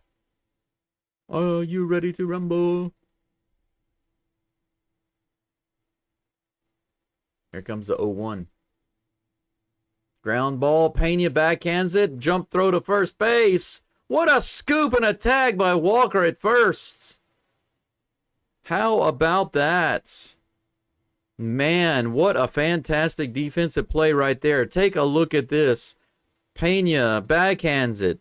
Throw. Scoop by Walker.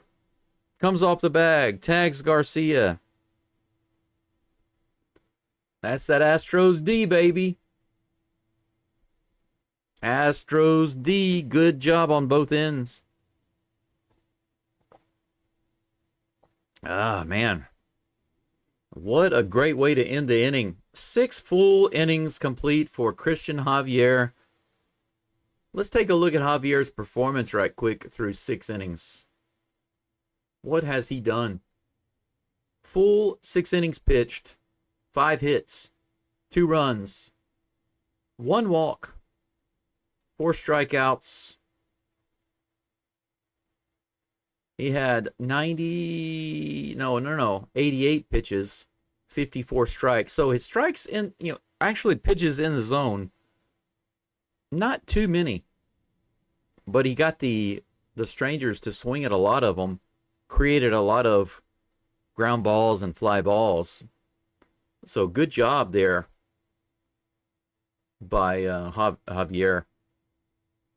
Pitch count just a little high. But to get us through 6 innings with just 2 runs given up in the second, I'll take that. I'll take it. I'll take it. That'll do, Javi. That'll do. Let's go back right quick to the scoreboard, see what's going on. Yeah, the Guardians up. That's right. 4-0. Going into the bottom of the ninth. Hopefully the Guardians will hang on there. The A's really need to do something. That game tied up 4-4 in the ninth. Who's batting right now? Yeah, the A's are batting. They got a guy on first with 2 outs. Wilson at the plate. Come on, do something good. Hit a homer. Let's see here. Blue Jays. Hey, the Rays are now over the Blue Jays 2-1 in the 8th. How about that? Brewers clobbering the Angels. I got no problem with that. Twins still doing nothing. The Mariners have come back and they are over the Royals 4-3 in the 8th. That's highly disappointing. Highly disappointing. Victor Caratini comes to the plate for the Astros and hits the very first pitch all the way out to the track. All the way out to the warning track, but it is caught. Caratini over 2 today, but man, he gave it a ride. 1 down, and Yainer Diaz at the plate. He had a 2 RBI single earlier. Let's see if he can do something here with bases empty. 95 right in there, strike 1. Yeah, the freaking Mariners, man. They're right there towards the end of the game, they're losing, and they come back and take the lead. That's nonsense.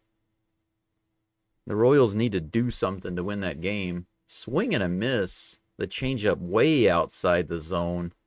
Yainer chasing that one. The count is 0-2.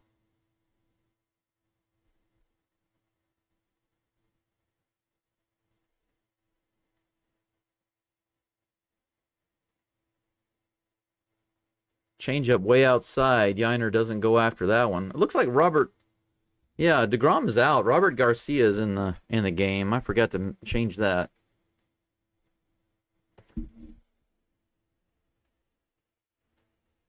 Here's the next pitch to Yainer. 96 on the outside edge, fouled away. The count remains 1-2. Yeah, DeGrom has just not had good luck against the Astros. Here's the pitch. And he chases another changeup outside. Yainer goes right back to chasing the garbage. That's out number 2. Jesus Sanchez is due up next. They're showing the Astros. Check this out. Our 7th, 8th, and 9th hitters this month. And hits, RBI, and runs were ranked number 1, and number 2. How about that? We should put those guys higher in the order, maybe. Sanchez at the plate. 0 for 2 today with a fly out and a foul out. Takes a big hack at that one. Misses it. Strike 1.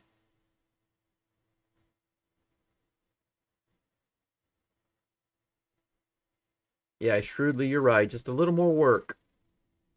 And he'll be back. Here comes a 1-1 pitch in the dirt. 2 balls and 1 strike to Sanchez. 2 outs, nobody on here in the bottom of the 6th. Come on, Sanchez. Hook us up. Rip one. Here's the 2-1. He does rip one, but it's a line drive bouncer to the shortstop who throws him out at first base. Kind of a mini rip. Robert Garcia does a much better job than DeGrom, getting the Astros 1-2-3 in the bottom of the 6th. So we go to the 7th.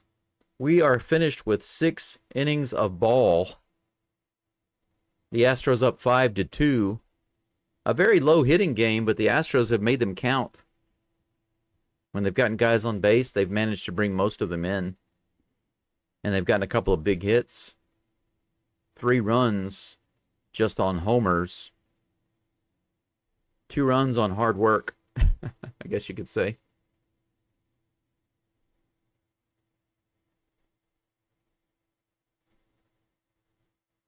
Yeah, Juan says that's what happens when you have 4 gold gloves on the infield. That's true. I mean, I will say this. I've said it before and I'll say it again. Christian Walker is really good at making plays like that. You know, scooping the ball, catching a line drive, catching a difficult grounder, coming off the bag to catch the ball and tag the runner. Those types of very direct plays he can make really, really well. He's very good at those plays. Pena has become better and better at making those awesome defensive plays. He has done nothing but improve over there at shortstop.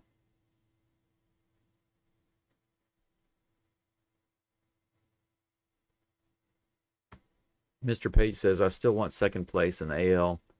I would like nothing less than second place. I would really, really like the second place in the NL. I mean the AL, not the NL.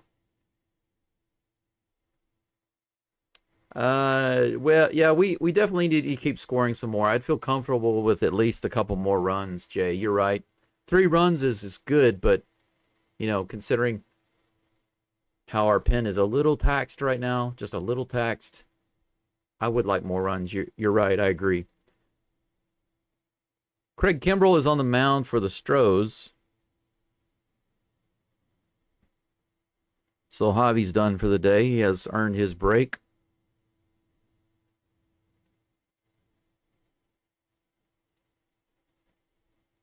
First pitch on the way to Alejandro Osuna. 93. Couldn't have been more perfectly placed in the middle of the zone for strike 1. That's right, Daryl. Here we go. Here comes the toss. The 0-1. Swing and a miss. Nice. He comes back with a high fastball. Osuna goes after it and misses it. 0-2 is the count. Mr. Page says 100 likes through 6 innings. Good pace tonight. Yeah. I want to take a look and see how many views I've had so far. Steven Okert warming up in the bullpen right now. Nice. 3-pitch strikeout. So he starts Osuna off with a fastball right in the zone. He takes it, then gives him a high fastball, swing and a miss, and then he comes in with an even higher fastball, swing and a miss again. Strike 3. Good start. 1 down. Kimbrell looking nice. Josh Young at the plate. Here comes the toss. 95 outside. That looked like a that looked like a DeGrom fastball. Fast and outside. 1 ball, no strikes. Here's the toss to Young. Kimbrell gets him to slice that one in the corner, just foul. Right over the ball boy's head. Strike 1. 1-1. Let me reload my page right quick. Let's see how many people are listening in and following along. Currently 103 likes. 194. We've got almost 200 people, around 200 people listening in right now. That's great. But 100 likes is not nearly enough. That needs to be 150. Please like the live stream. Don't just come in and listen passively. Ground ball to Pena, goes over to first base, and that's out number 2. 2 up and 2 down for Kimbrell here in the top of the 7th. Thank you in advance for liking the channel if you're an Astros fan. Make sure you subscribe. I looked at my stats the other day, and it looks like a huge amount of people are coming in and listening but not subscribing. I can't believe that I have so many people that are not Astros fans. Why would you not subscribe? Whoa, I just had an update on the screen. It jumped forward. That's a 1-pitch strike to Jonah Heim. Here's a toss. Foul tip, bounces off the mask of Diaz. 0-2. That was a strange glitch on the video there. It was 0-0 before the pitch, and then suddenly it was 0-1 after the pitch. Gotta love technology.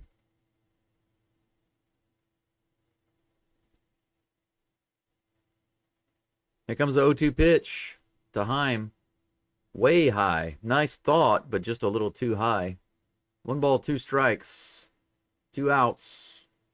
Nice. The Blue Jays finally lost that one. Good. They didn't come back. That's nice.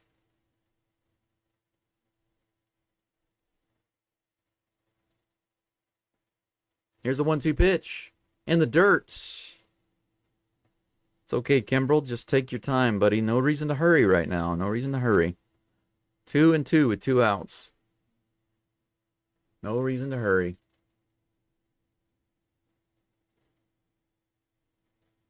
Two balls and 2 strikes. Here's the pitch to Heim from Kimbrel. He hits it high in the air to center field. Myers comes in, should be playable. And that's it. He puts it away. Nice soft line drive fly.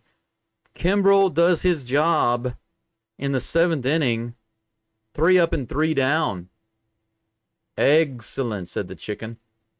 7th inning stretch, and I am going to seize this opportunity to stretch myself, guys. We are through 7 with the Strangers, and we've got our 7th coming up in just a moment, leading it off with Jake Myers, Mr. Baseball himself, and then Zach King Cole and the Flash, Jeremy Pena. We'll be right back. Once again, I'll remind you, before I take a moment to relieve myself, I would like to let you know to like the live stream, support the channel, even if you're a Strangers fan.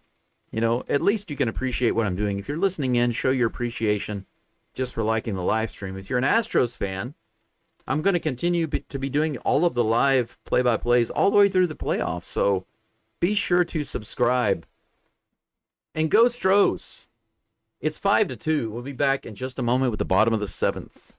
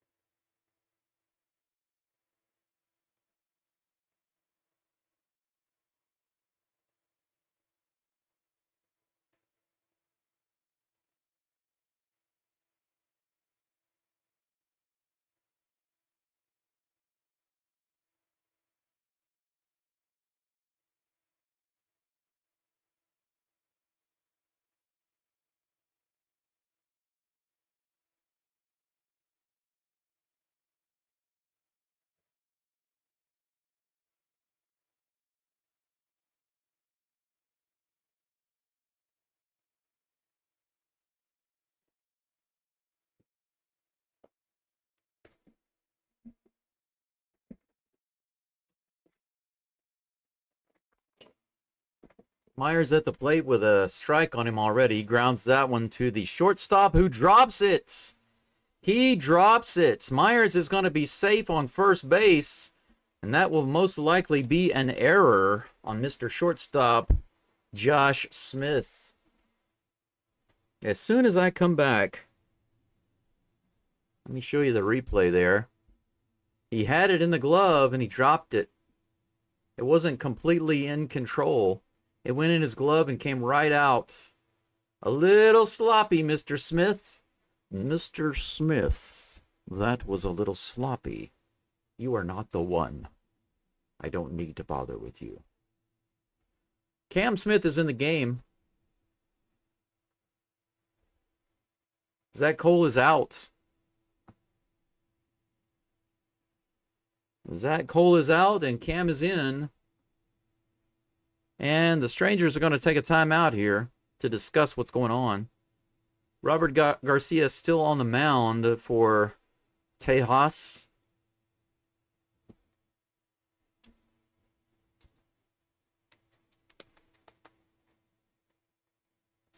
But truly, you're right. Kimbrel can pitch. I mean, he is a veteran. Just got to avoid the walks. You're right. Same as all the relievers. As long as they can avoid the walks, you know, sometimes you get it, you give up a hit, you get the ball in play, fine. You just have to do your best to get the outs, but don't be giving them walks, you know. Oh my gosh, the Rangers are up to it again. Are you serious? The Rangers do the exact same thing again that they always do. I kid you not. They send the catcher out to the mound to have a talk with the pitcher. And they keep talking and talking and talking until the umpire says, okay, your timeout is up. And then the pitching coach comes out to change pitchers. The strangers still doing the strange things, abusing the system. Abusing the system. What a bunch of nonsense. I've never seen any other teams do that. And I think it's because most teams recognize that it is very disrespectful to the game. It's disrespectful. It's disrespectful to your opponent, to the fans, to the flow of the game. The catcher just literally walked out to the mound very slowly and was just standing there kind of chatting with the pitcher. And as soon as the umpire says, okay, break time is over, as soon as he says that, the pitching coach comes out of the dugout and says, we want a pitching change. Why don't you have your pitchers warmed up in the bullpen so that we can keep the game flow going? I think that should be an automatic ball. When you do that, it should be an automatic ball to the batter. Angel, we already talked about this the other day. It is strategy to slow down the momentum. I'm just saying that it should not be allowed. I know that it's strategy. I'm just saying that it's poor sportsmanship, it's disrespectful, and it slows down the game. To me, it's not strategy, it's delaying the game. For everybody, it should not be allowed.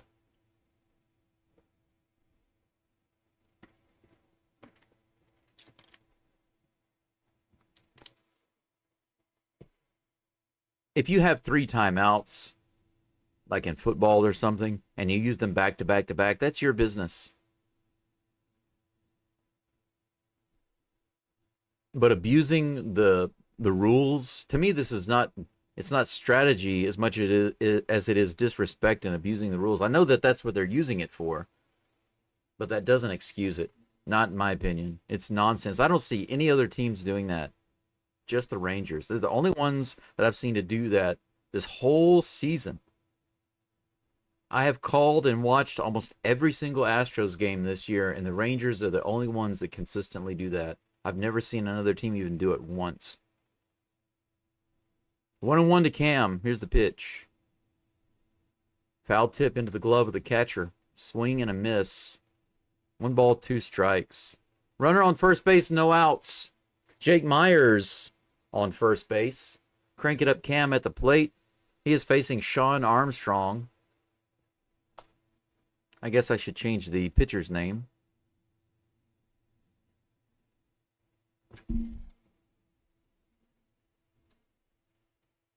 Kansas City has taken the lead against the Submariners. How about that?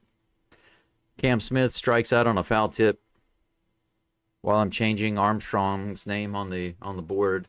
That's 1 out. Oh, now 6-4. That's great. They were up 5-4. Now 6-4. That's great. Great news there, guys. Go Royals. Pena at the plate. 1 out. 1 runner on. Here's the toss. 91 in the bottom of the zone. Strike 1.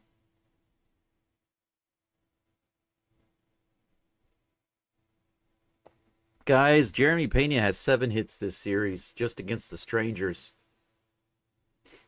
He calls timeout, steps out of the box there. They are bums. That's right, Mr. Page, I agree. Going out like the bums they are. There's a thing called sportsmanship, and the Rangers are not displaying that. Here's the toss.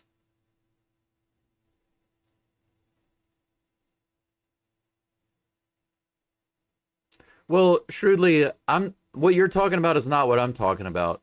You said Joe and Baker always do this too. Switch out the righty even when the lefty is red hot.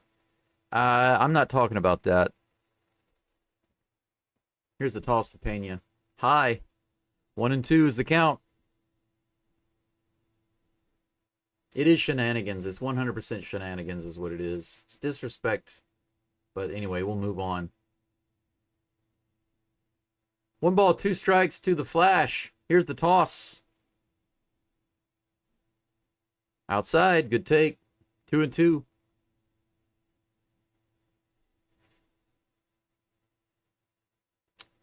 Yeah, Shrewdly says agree. Double timeout equals a ball in regular season. Good call. Yeah, I think so too. Why is that allowed? Why is that a thing? That's too much of a delay. Swing and a miss on a ball well outside and below the zone. Pena strikes out. It's amazing how well the Astros can do, hitting home runs and putting the bat on the ball, and then they come up and swing at that trash. It it kills me. It slays me. I am the proverbial dragon, and Pena just slayed me. The first $1 million contract in baseball, Nolan Ryan. Did you guys know that? That's interesting. Maybe some of you did know that. 2 singles for Correa. He did not continue the singles party his last at bat. That first pitch was a strike. 2 outs. Myers on first base waiting for somebody to bring him home. Let's bring home one more lobster, Mr. South Korea. Here's the pitch. Oof. Right in the bottom of the zone, strike 2. Correa refusing to go after those strikes.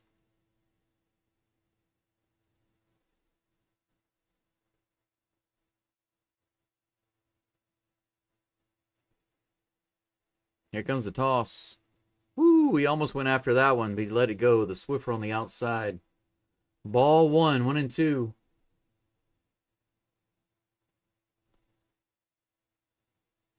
Yeah, I would like to see the Mariners start to fall off the cliff now. Wouldn't it be nice? They went all the way to the top, and now they start to tumble down to the bottom. That's fouled off. The count remains 1-2 to Correa. I certainly do hope that Paredes comes back, but only if he's not going to re-aggravate his injury. As long as he's not rushed back, then I want him back. But if it's a little bit of a rush, then I don't want him back. It's that simple. Here's the 1-2. Outside, 2-2. Good take.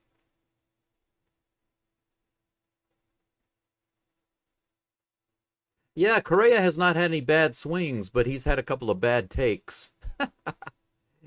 Here's the 2-2 pitch. Come on, bro. Let's see what you got. He hits it up the middle, but that's right to the second baseman. He takes it himself to get Myers at second, and that will do it for the Astros in the bottom of the 7th. 6 hits for the Stros, 5 for the Strangers, and that's it for 7 full innings of baseball with the Astros up 5-2.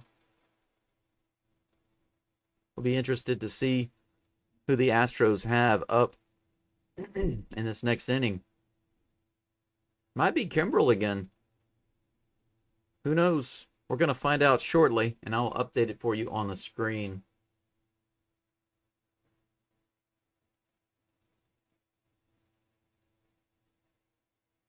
Let's see what's going on with the scoreboard. Hopefully we see some really nice stuff. Let's take a look. Today might be the Astros' day. Just might be the Astros' day today. Top of the 10th, the A's and the Red Sox are battling in extra innings. Right now, they're runners on first and second with 2 outs. Who's batting? The A's. Come on, A's. Oh, Kurtz is at the plate right now with runners on the corners. How about that? 2 strikes and 1 ball. Come on, Kurtz. Blast a homer.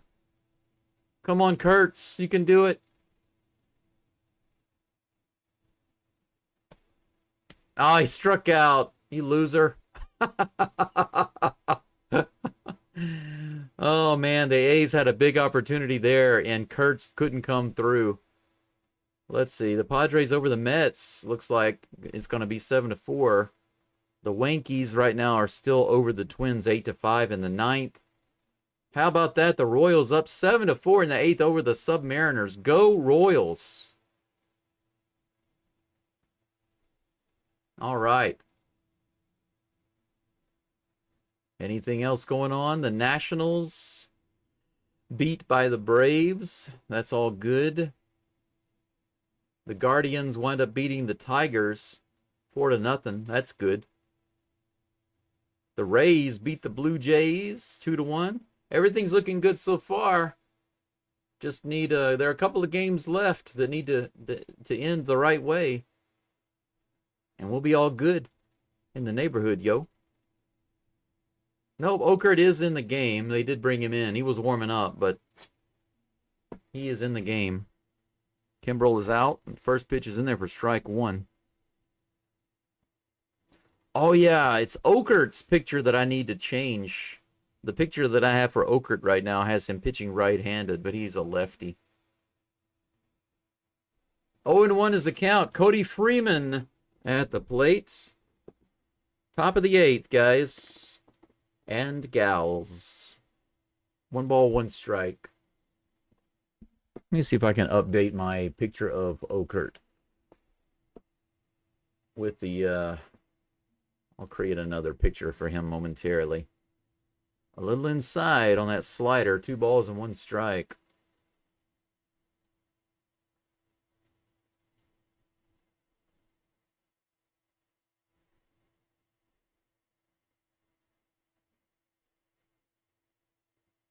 Freeman took a little time out there to step out of the box. He's back in. Steven Okert, number 48. Here comes the 2-1 pitch. A little outside. Come on, man. Okert must still be making the batter for his fried Okert. He's down in the count, 3-1. I think he's got a ball coming up here in just a moment. I see it on the screen already. That's high, ball 4. I'm going to refresh my screen and make sure the game is up to date as it can be, because it looks like it's just a tad behind.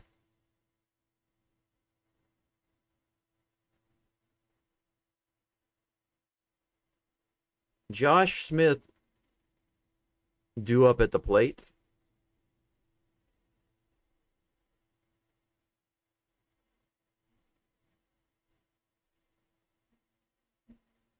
One runner on, no outs. Little timeout between Diaz and Okert.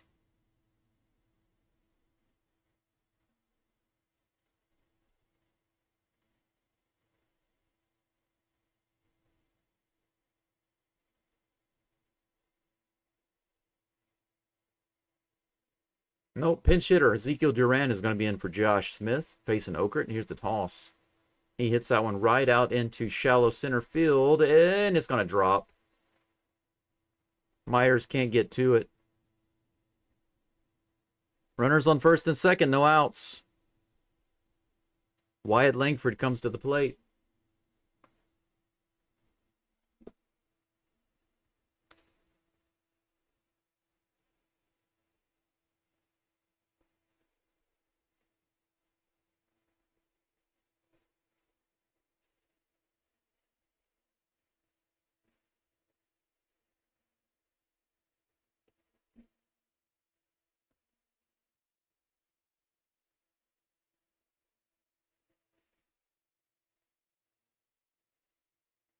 Wyatt Langford with a walk, a couple of ground outs, 0 for 2 today at the plate. Runners on first and second, no outs. Come on, Okert.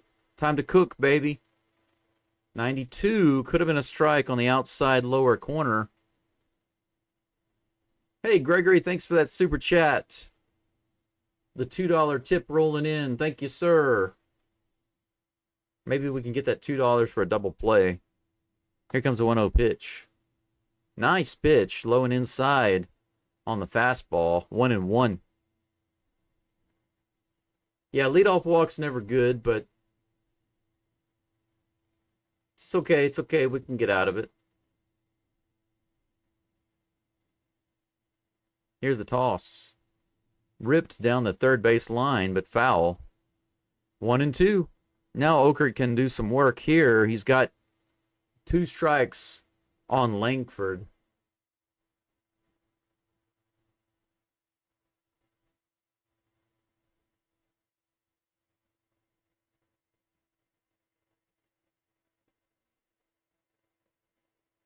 Here's the 1-2 pitch.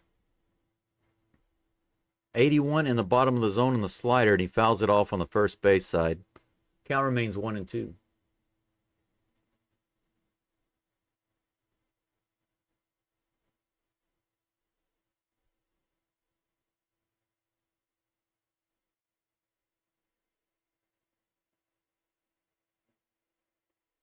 Another 1-2 on the way. In the dirt on that slider. He doesn't swing. 2-2. Yeah, Luke, I'm with you on that one. I'm hoping this 8th inning isn't like yesterday. Amen to that. That's the last thing we need is more heart attacks after yesterday's game. They got to shut it down right here. The Astros have absolutely got to shut it down. We need our relievers to come through. We absolutely do need them to come through. Here's the toss. Grounded foul down the third baseline. 2 balls and 2 strikes. The count remains.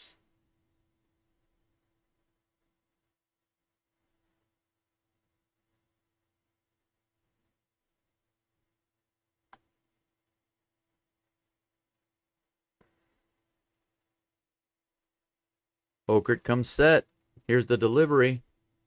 Langford grounds it. Could be a double play. Pena to Altuve. Altuve to first. 2 down. Runner goes to third, but we eliminate 2 of the base runners. Well, we eliminate 1 base runner plus the batter, that is. Pena almost didn't have to lob that one to Altuve. He was so close to second. But Pena to Altuve to Walker. Boom, boom, boom, baby. Astros D all day long. All D long. I love you, Altuve. Love you, bro. That's my bromance right there. Yeah, Gregory, you're right. Absolutely. I called it, right? I said the $2 would probably buy the double play. You got it, bro. Thank you so much. Gregory Martinez, double play super chat. Thank you, sir. Kyle Higashioka is batting for Mr. Peterson. I can't believe they took Mr. Peterson out. Here's the pitch. Inside on the fastball, ball 1. Runner on third base. Here in the top of the 8th, 2 outs. 1 ball, no strikes. Here comes the toss. Ooh, just below the zone. Check swing. Didn't go around. 2 balls and no strikes.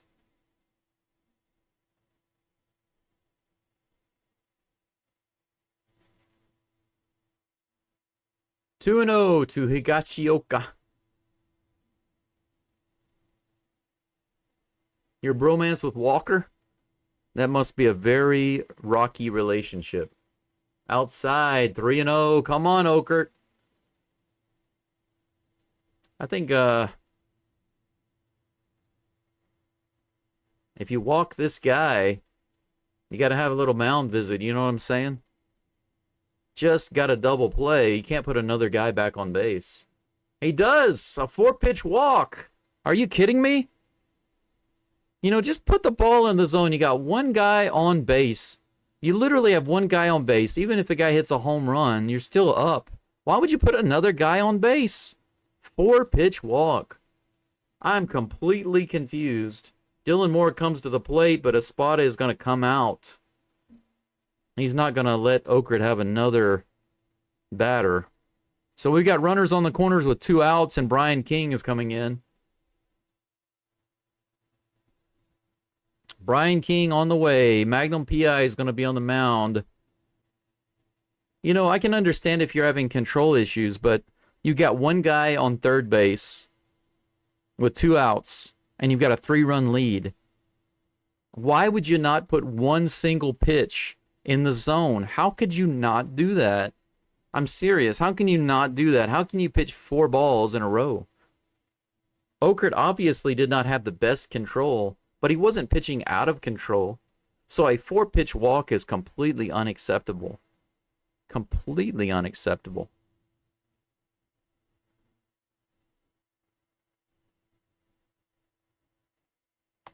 How in the world do you do that?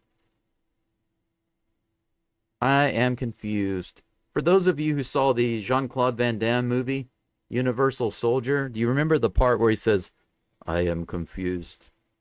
That's exactly how I feel right now. No sour yogurt. Yeah, that's right. We got King in there. Texas Grass. King and Hernandez available. Yeah, that's right, Jay. We could have done that just now. Notice how Espada did not do that. He didn't send Yiner out to the mound to hang out and chat with Okert until the umpire came out, and then Espada comes out of the dugout. Instead, he immediately comes out of the dugout because they're already prepared and they're keeping the flow of the game as it should be. Respecting the game. Respecting the game. But it would be funny to see them do the same thing to the strangers that they do to us. No doubt they do it to the other teams too.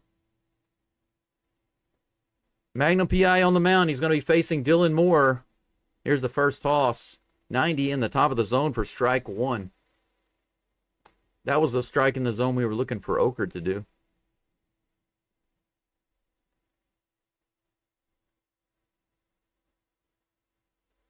Here's the toss. That's it high in the air. Is it going to be playable? Should be. Cam Smith is over, and he's got it. Out number 3.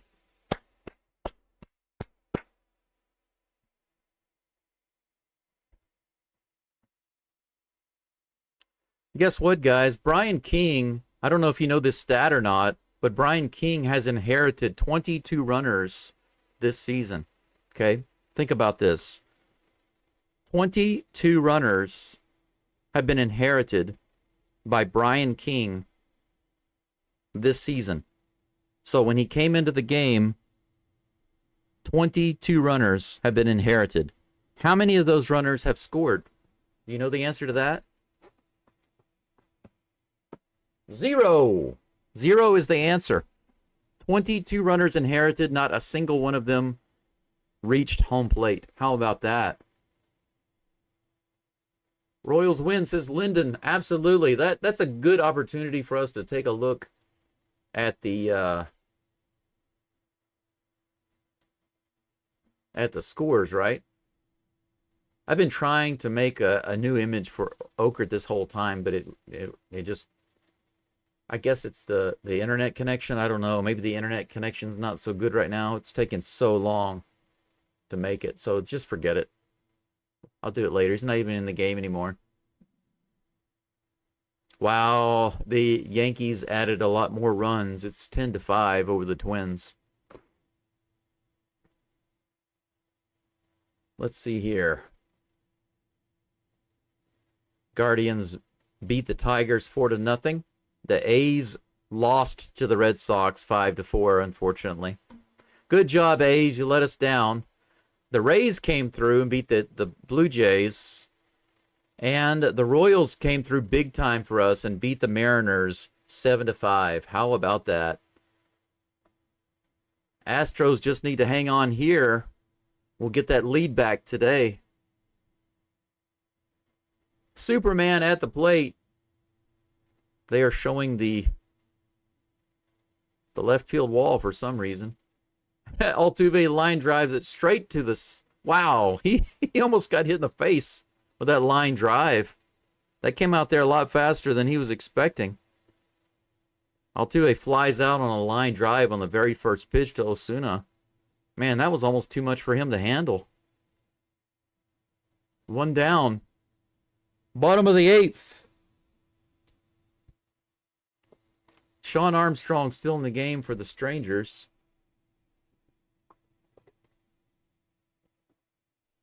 Christian Walker at the plate. Swing and a miss. 95 right in there. Walker 0 for 1,000 today. He hasn't had a good series at all. 0 for 3 today. A couple of strikeouts. Here comes the 0-1 pitch. High, 1-1.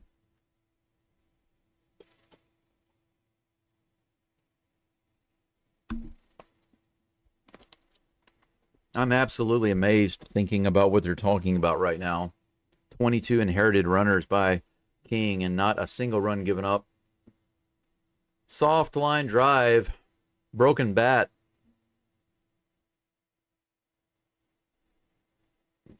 Completely destroyed his bat. Look at that. Bochy comes out to the mound. Hey, he doesn't delay the game that time. He comes straight out to the mound. Will wonders never cease? Maybe he doesn't have the energy to wait. That's going to be it. For Mr. Armstrong, they're going to let him face the switch hitting of Victor Caratini.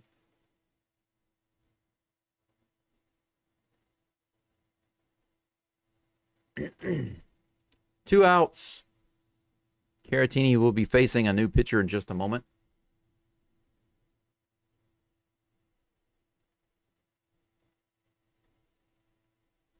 Yeah, you're right. You're right. J. Paul says Magnum PI is the ultimate lobster fisherman. That's right. Brian King is like sailing around. He's like a pirate ship with a big machine gun going out, and he sees the other teams trying to bring the lobsters back, and he's just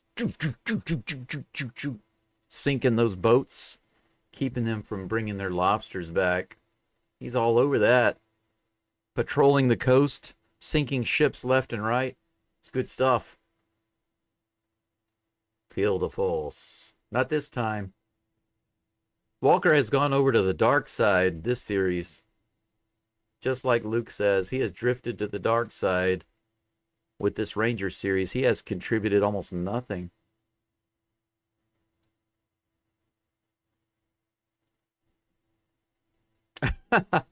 Well, you know, they say that you're hardest on the people that you love the most, right?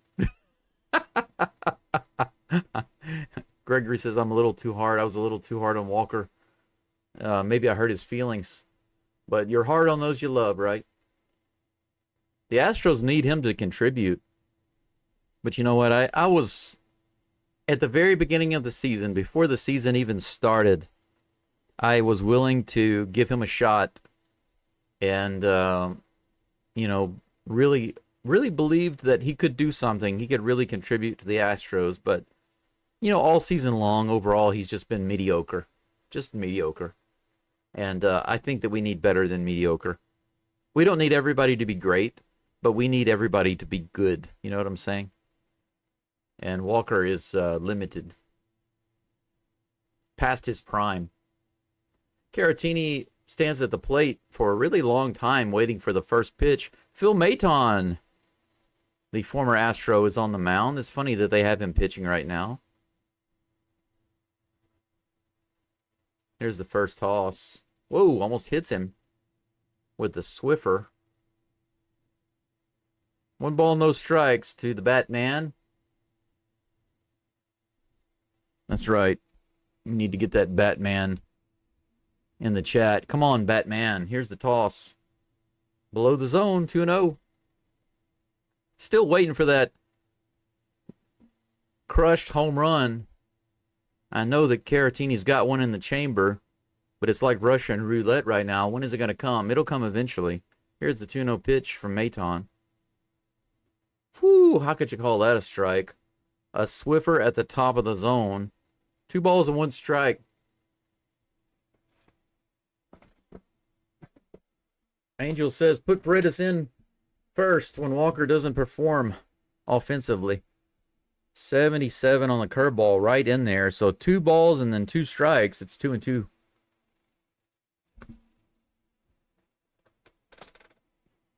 I do wonder how Paredes would do at first, but here's a toss. That's hit up the middle, and a diving catch by the shortstop, and he's able to make the play. He's lucky that Caratini is not the speedster. He throws him out for out number 3. So the Batman goes down with an almost hit up the middle. But you know what they say, almost is not good enough in baseball. You either get it or you don't. We are finished with 8 innings of ball. 8 innings of ball. Owarimashita. It means it's finished.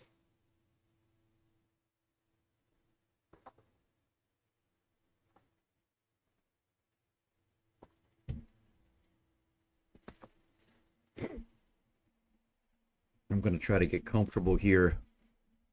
We've got the big ninth inning coming up. Guys and gals, this is it. We're 3 outs away from sweeping the series and winning the Silver Boot. Moving back ahead of the Submariners. It's a good day today. Just need 3 more outs, and we'll get her done. Gonna move half a game ahead. How about that?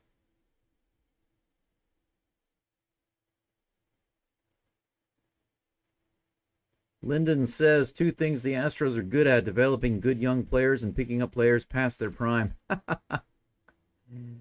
Yeah, and unfortunately, one of the other things the Astros do sometimes is bring back former players that they shouldn't really bring back. You know, they've done that too many times the past few years. Let's see here. 3, Eric. I guess you could say Eric with the 3. What's up, Geaux Stros? Thanks for the live. My free Fubo expired. No problem. Thanks for being here. Make sure you subscribe, like the live stream. I definitely appreciate the extra support. Anytime you need to listen to one of the Astros games, I'm here. 220 people watching right now, only 128 likes. That's terrible, people. Like the live stream. Do like the live stream. The likes should be like over 160. Maybe 175. Why are we sitting at just 120 likes on the live stream? That makes me feel kind of sad. Like, not enough gratitude for what I'm doing here. Come on now. Magnum PI is back in the game for the 9th inning. First pitch to Garcia is in there for strike 1. Here's the next toss. Fouls it off. 91 right in there. Can't catch up to it. 0-2.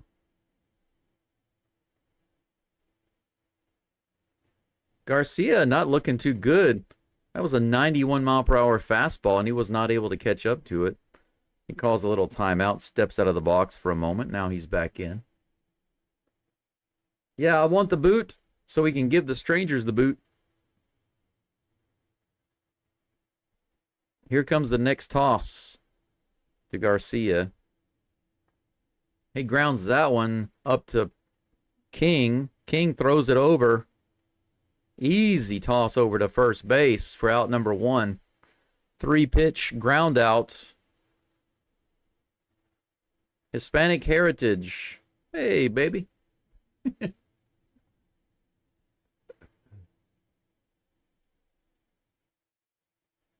Yeah, it's easy to look at the nostalgia of Cole and Verlander, but I'd rather look to the future, look to the now, you know. I want new heroes to step up. I don't need to live in the past anymore. I want our guys to step up now. Thank you for that sticker. Caesar, #1 fan. $10 super chat. Super sticker. Arigato gozaimasu. Michael Hellman, mayonnaise at the plate, fouls it off. The 90-mile-per-hour high fastball. 0-1 is the count. Thank you so much, Caesar, for that super.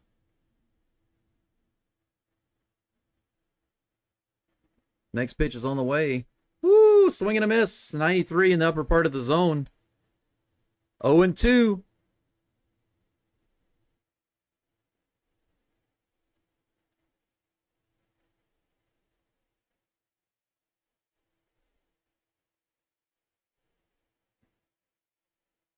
One strike away from out number 2. King gets the call. Here's the toss. 93 at the top of the zone. Fouled off. Gregory, another super sticker, says me. Are you claiming the #1 fan position from Caesar? Here comes the next toss. Woo! Right there at the bottom of the zone on the Swiffer. Doesn't get the call. 1-2 is the count. That was close. Gregory and Caesar, thank you so much for those supers. Here's the toss. The 1-2. That's hit high in the air. Third base side. Correa's underneath it in foul territory. Puts it away. Out number 2. Guys and gals, we're 1 out away from sweeping this series. How about that? And we're going to get that right there. We're going to get to keep that sucker. It's going to stay in Houston. They did a little poll earlier to see which Texas rivalry trophy matters most to you, and the Silver Boot got 80% of the vote. Here's the next pitch. Josh Young at the plate. That should have been a strike at the top of the zone. It was called a ball.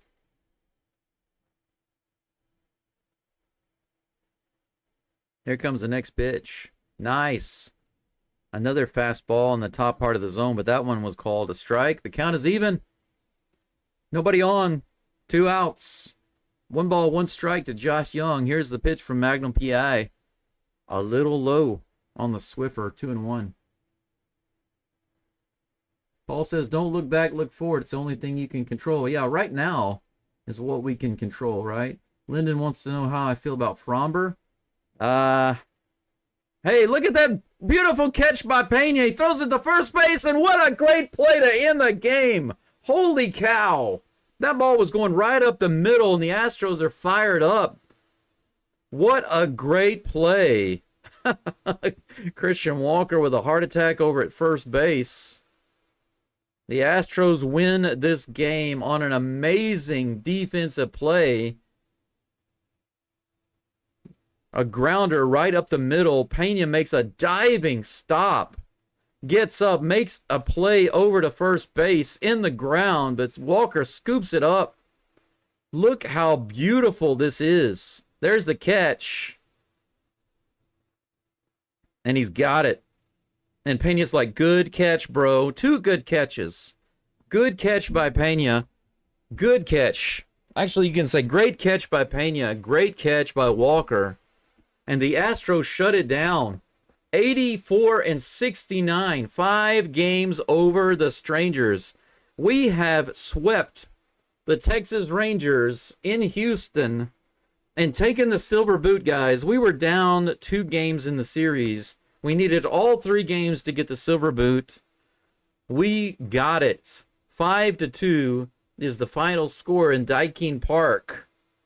Holy freaking cow, the Astros just have their act together for this series, winning all 3 in a row. How amazing is that? Stan Sepp comes back in with the awesome super chat at the end. We're going to call that the Silver Boot Super. The Silver, whoop, if I can type, Boot Super Chat. Absolutely. The Silver Boot Super Chat. Thank you, sir, for that so much. And we've got the brooms in the we've got the brooms in the chat.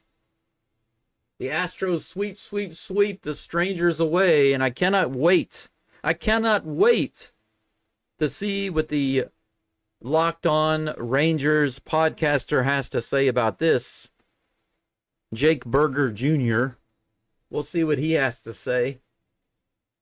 Man, what an amazing day. Today is a great day for the Astros. Not only do they sweep the Rangers, they also get the Silver Boot. We go ahead of the Submariners to reclaim first place in the division. We have a day off tomorrow, and we can take a rest. The Submariners are going to have to fight again with the Royals tomorrow, while the Astros rest, take a day off, and prepare for our final home stand for the first place in the division. This is our biggest series, this one and the next one. Like I said before, the Astros have already started their playoffs. Our playoffs started with this series. What a statement victory and a statement sweep for the Astros. How awesome has it been? Man, in this game, so much better than yesterday. Yesterday's game was like a heart attack waiting to happen. But today's game, so much better. Got a little shaky, but we got through it. Brian King came in and locked it down in the 8th and then the 9th inning. That's my man. Brian King, still my favorite reliever. Locking it down. Think about that. He's typically our seventh inning guy, but after Hader went out, he's had to play different roles, and today he came in the eighth with runners on. He hasn't given up a single run with all of the inherited runners all season. And today, Espada asked him to come in, shut it down in the eighth, and then pitch the ninth. And he got it done. Magnum PI. That's right. Number one in the division, baby. Sweep, sweep, sweep. That's right, J. Paul. Where are their trolls now? You notice that we haven't had any trolls in the chat. We haven't had any Texas Rangers trolls. They are talking with Brian King. We've been battling all year, and we're going to keep fighting to the very end, he says. They're asking him about all the rookies in the bullpen. How much fun is it watching the young guys? He says they've been handling it very well. It's been awesome.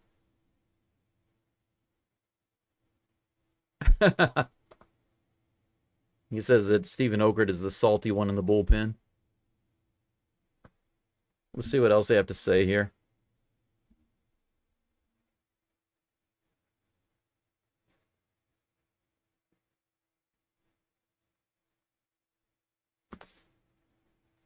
He's asking about the close-knit unity in the bullpen.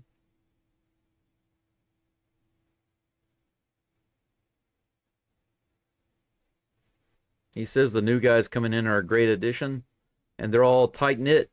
It's good to hear.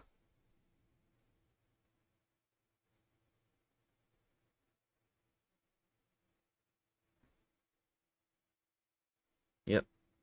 Big first inning. He says the batters were awesome. Set the tone for the rest of the game.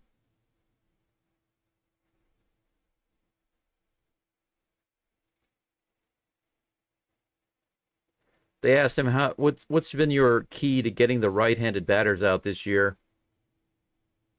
He said putting your scouting reports together and throwing your right stuff. Executing.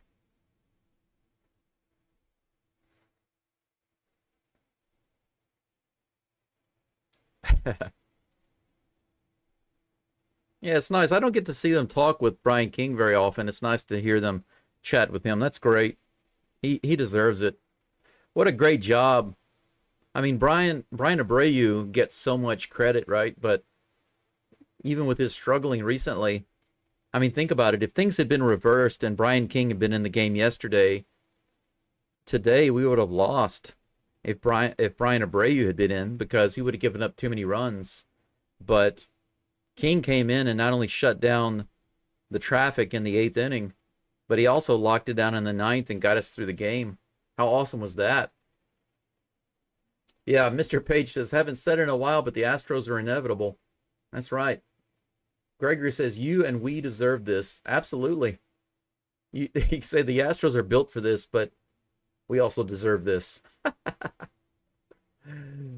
Gregory says, King looks like the singer of Boston Band. To me, he looks like Tom Selleck.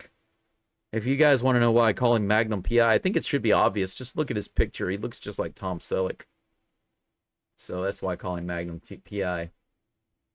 Yep. Jay Paul says Astros are not only Texas team, but America's team. Yeah, if you look at it really, if you think about it really, the Astros are much more of an America's team than the Dodgers or the Yankees will ever be. Those big market teams, they have their strong, concentrated, crazy fan bases, but their fans are they're a different breed. They're a different breed. Ron says another great game and great call. Thanks for everything. See you Friday, Geaux Stros. Absolutely. You guys have a wonderful day off. I'm going to do a really quick. By the way, I've got all of the other games scheduled for the rest of the season, all of the upcoming games, the next 3 series that the Astros have. They have one series against the Mariners. They have a series against the A's and a series against the Angels. And all of those are already scheduled on my channel. If you go to my channel and you are subscribed, if you're not subscribed, Why? Why not? Why are you not subscribed? But if you go ahead and subscribe to the channel, you can turn on the notifications so that you get notified whenever those games are coming up, and you can join us for those live play-by-plays as you are able. But I've already got them all scheduled for the rest of the season. I took the time to do that the other day. Man, my stomach is growling right now. So if you have the time, go ahead and click on the notification bell, and it will let you know. Thank you so very much for being here.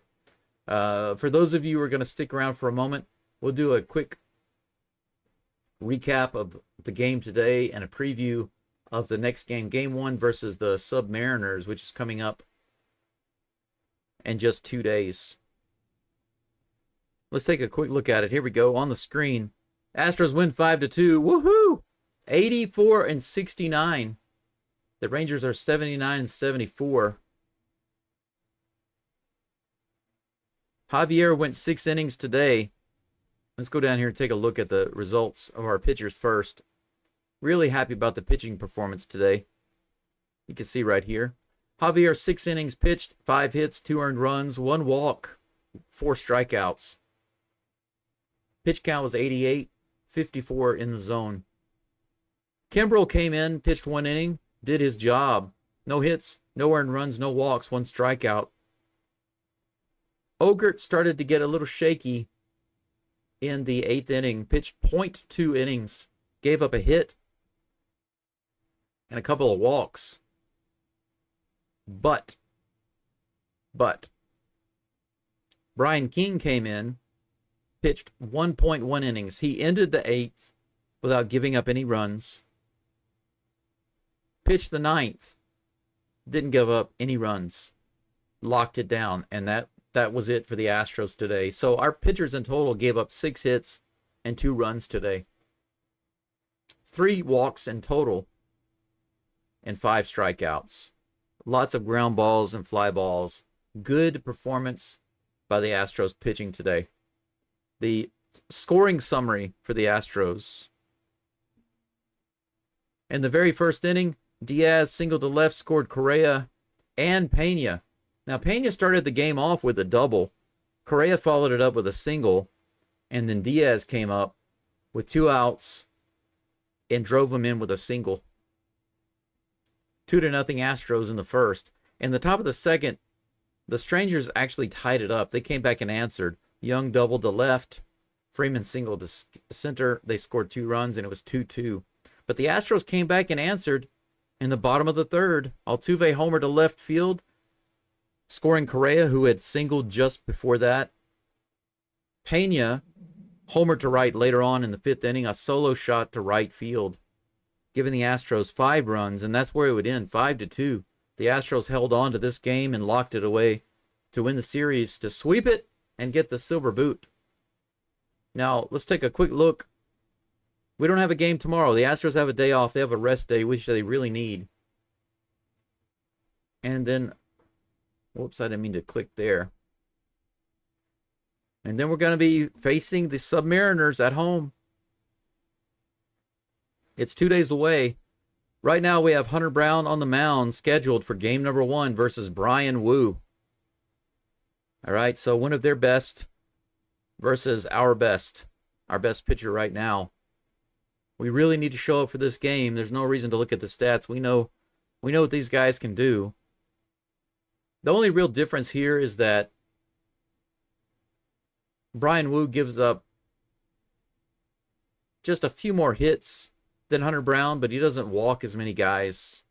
And he does give up more home runs than Hunter Brown. So, the Astros just need to bring the bats. Hunter Brown locks it down. The Astros are going to have to bring the bats in 2 days. That's just the fact. I'm shocked that the ESPN matchup predictor is giving the Astros a 55.4% chance of winning this game. I'm kind of shocked about that. But it is what it is. As far as the pitchers for the next series, let's see. Let's take a look at the Astros' full schedule right quick just to see who they've got posted for the next few games. Yeah, it looks like the Astros have all of their pitchers listed for all of the next 7 games. Hunter Brown pitching game 1 against Seattle. Framber Valdez pitching game 2. And Jason Alexander pitching game 3. How about that? We've got our top 3 pitchers. I mean, Valdez, the way I look at it is Valdez is kind of like a coin toss, but maybe he's gotten a lot of those bad innings out of his system and he's had a nice rest. Perhaps he is locked down in game 2. So we can take game 1 and game 2 and game 3 because we've got our main 3 starters on the mound for all 3 games. So we'll see. For the A's series, starting on the 23rd, Blue Ball is listed as up, followed by Javier and then Brown, and then Valdez to start the series with the Angels. That's what we're looking at today. I believe so, Jay. Jay says that Framber will show up. I think so, too. I really do. I feel good about it. Texas Grass, thank you. See you Friday. Thank you. You're welcome. And thank you, Daryl. Thank you for being here. Prodigy says Jeff Biggs is the older gentleman that does the Rangers post podcast after the game. Don't mess with him. He does a good job, guys. Absolutely, I agree. If you guys go check out the Rangers postcast, the older gentleman that he just mentioned, Jeff Biggs, he's a good guy. I'm going to go listen to him in just a moment when I get off of here. I'm actually more interested to hear what he has to say than to hear what the Astros postcast has to say. I'm always more interested to hear what the opponent says. But I'm not sure if I'm going to be able to take listening to the Rangers podcast guy because he's just going to say a bunch of trash. But if you guys have the time, maybe you can go drop him some criticism, the younger guy. But for now, that's pretty much it. I think I'm ready to get out of here. I'm going to enjoy my day off. Tomorrow's Friday for me. It's Thursday right now. It's 2 minutes away from noon. It's lunchtime. I'm going to get out of here. Thank you so much. We still got about, how many people listening in right now? About 67. Thank you so much. Let me see if I'll be happy if the like count got over 150, but I'm not sure that it did. We'll see. Hey, 157. Okay. It could have been 175. I think it should have been. But my internal goal for today was 150. We got to 157. Thank you so much. I think that today is a record, maybe. Perhaps today is a record for likes. We are just shy of 160. But thank you so much, especially to my donors. Number 1, you are number 1 to support the channel. And for those of you who just stuck around and watched the game for a long time, liked the live stream, also very, very helpful for me. And you supported the channel heavily. Thank you so much. Enjoy your day off tomorrow. I'll be posting a little bit of clips, a few clips from this series. I hope you can enjoy those as they come out over the next 24 hours. And I will see you again for Game 1 versus the Submariners. Friday for you, Saturday for me. Until then, Geaux Stros. And I will see you the day after tomorrow's. All right. Bye-bye, guys and gals. Mwah. Bye-bye.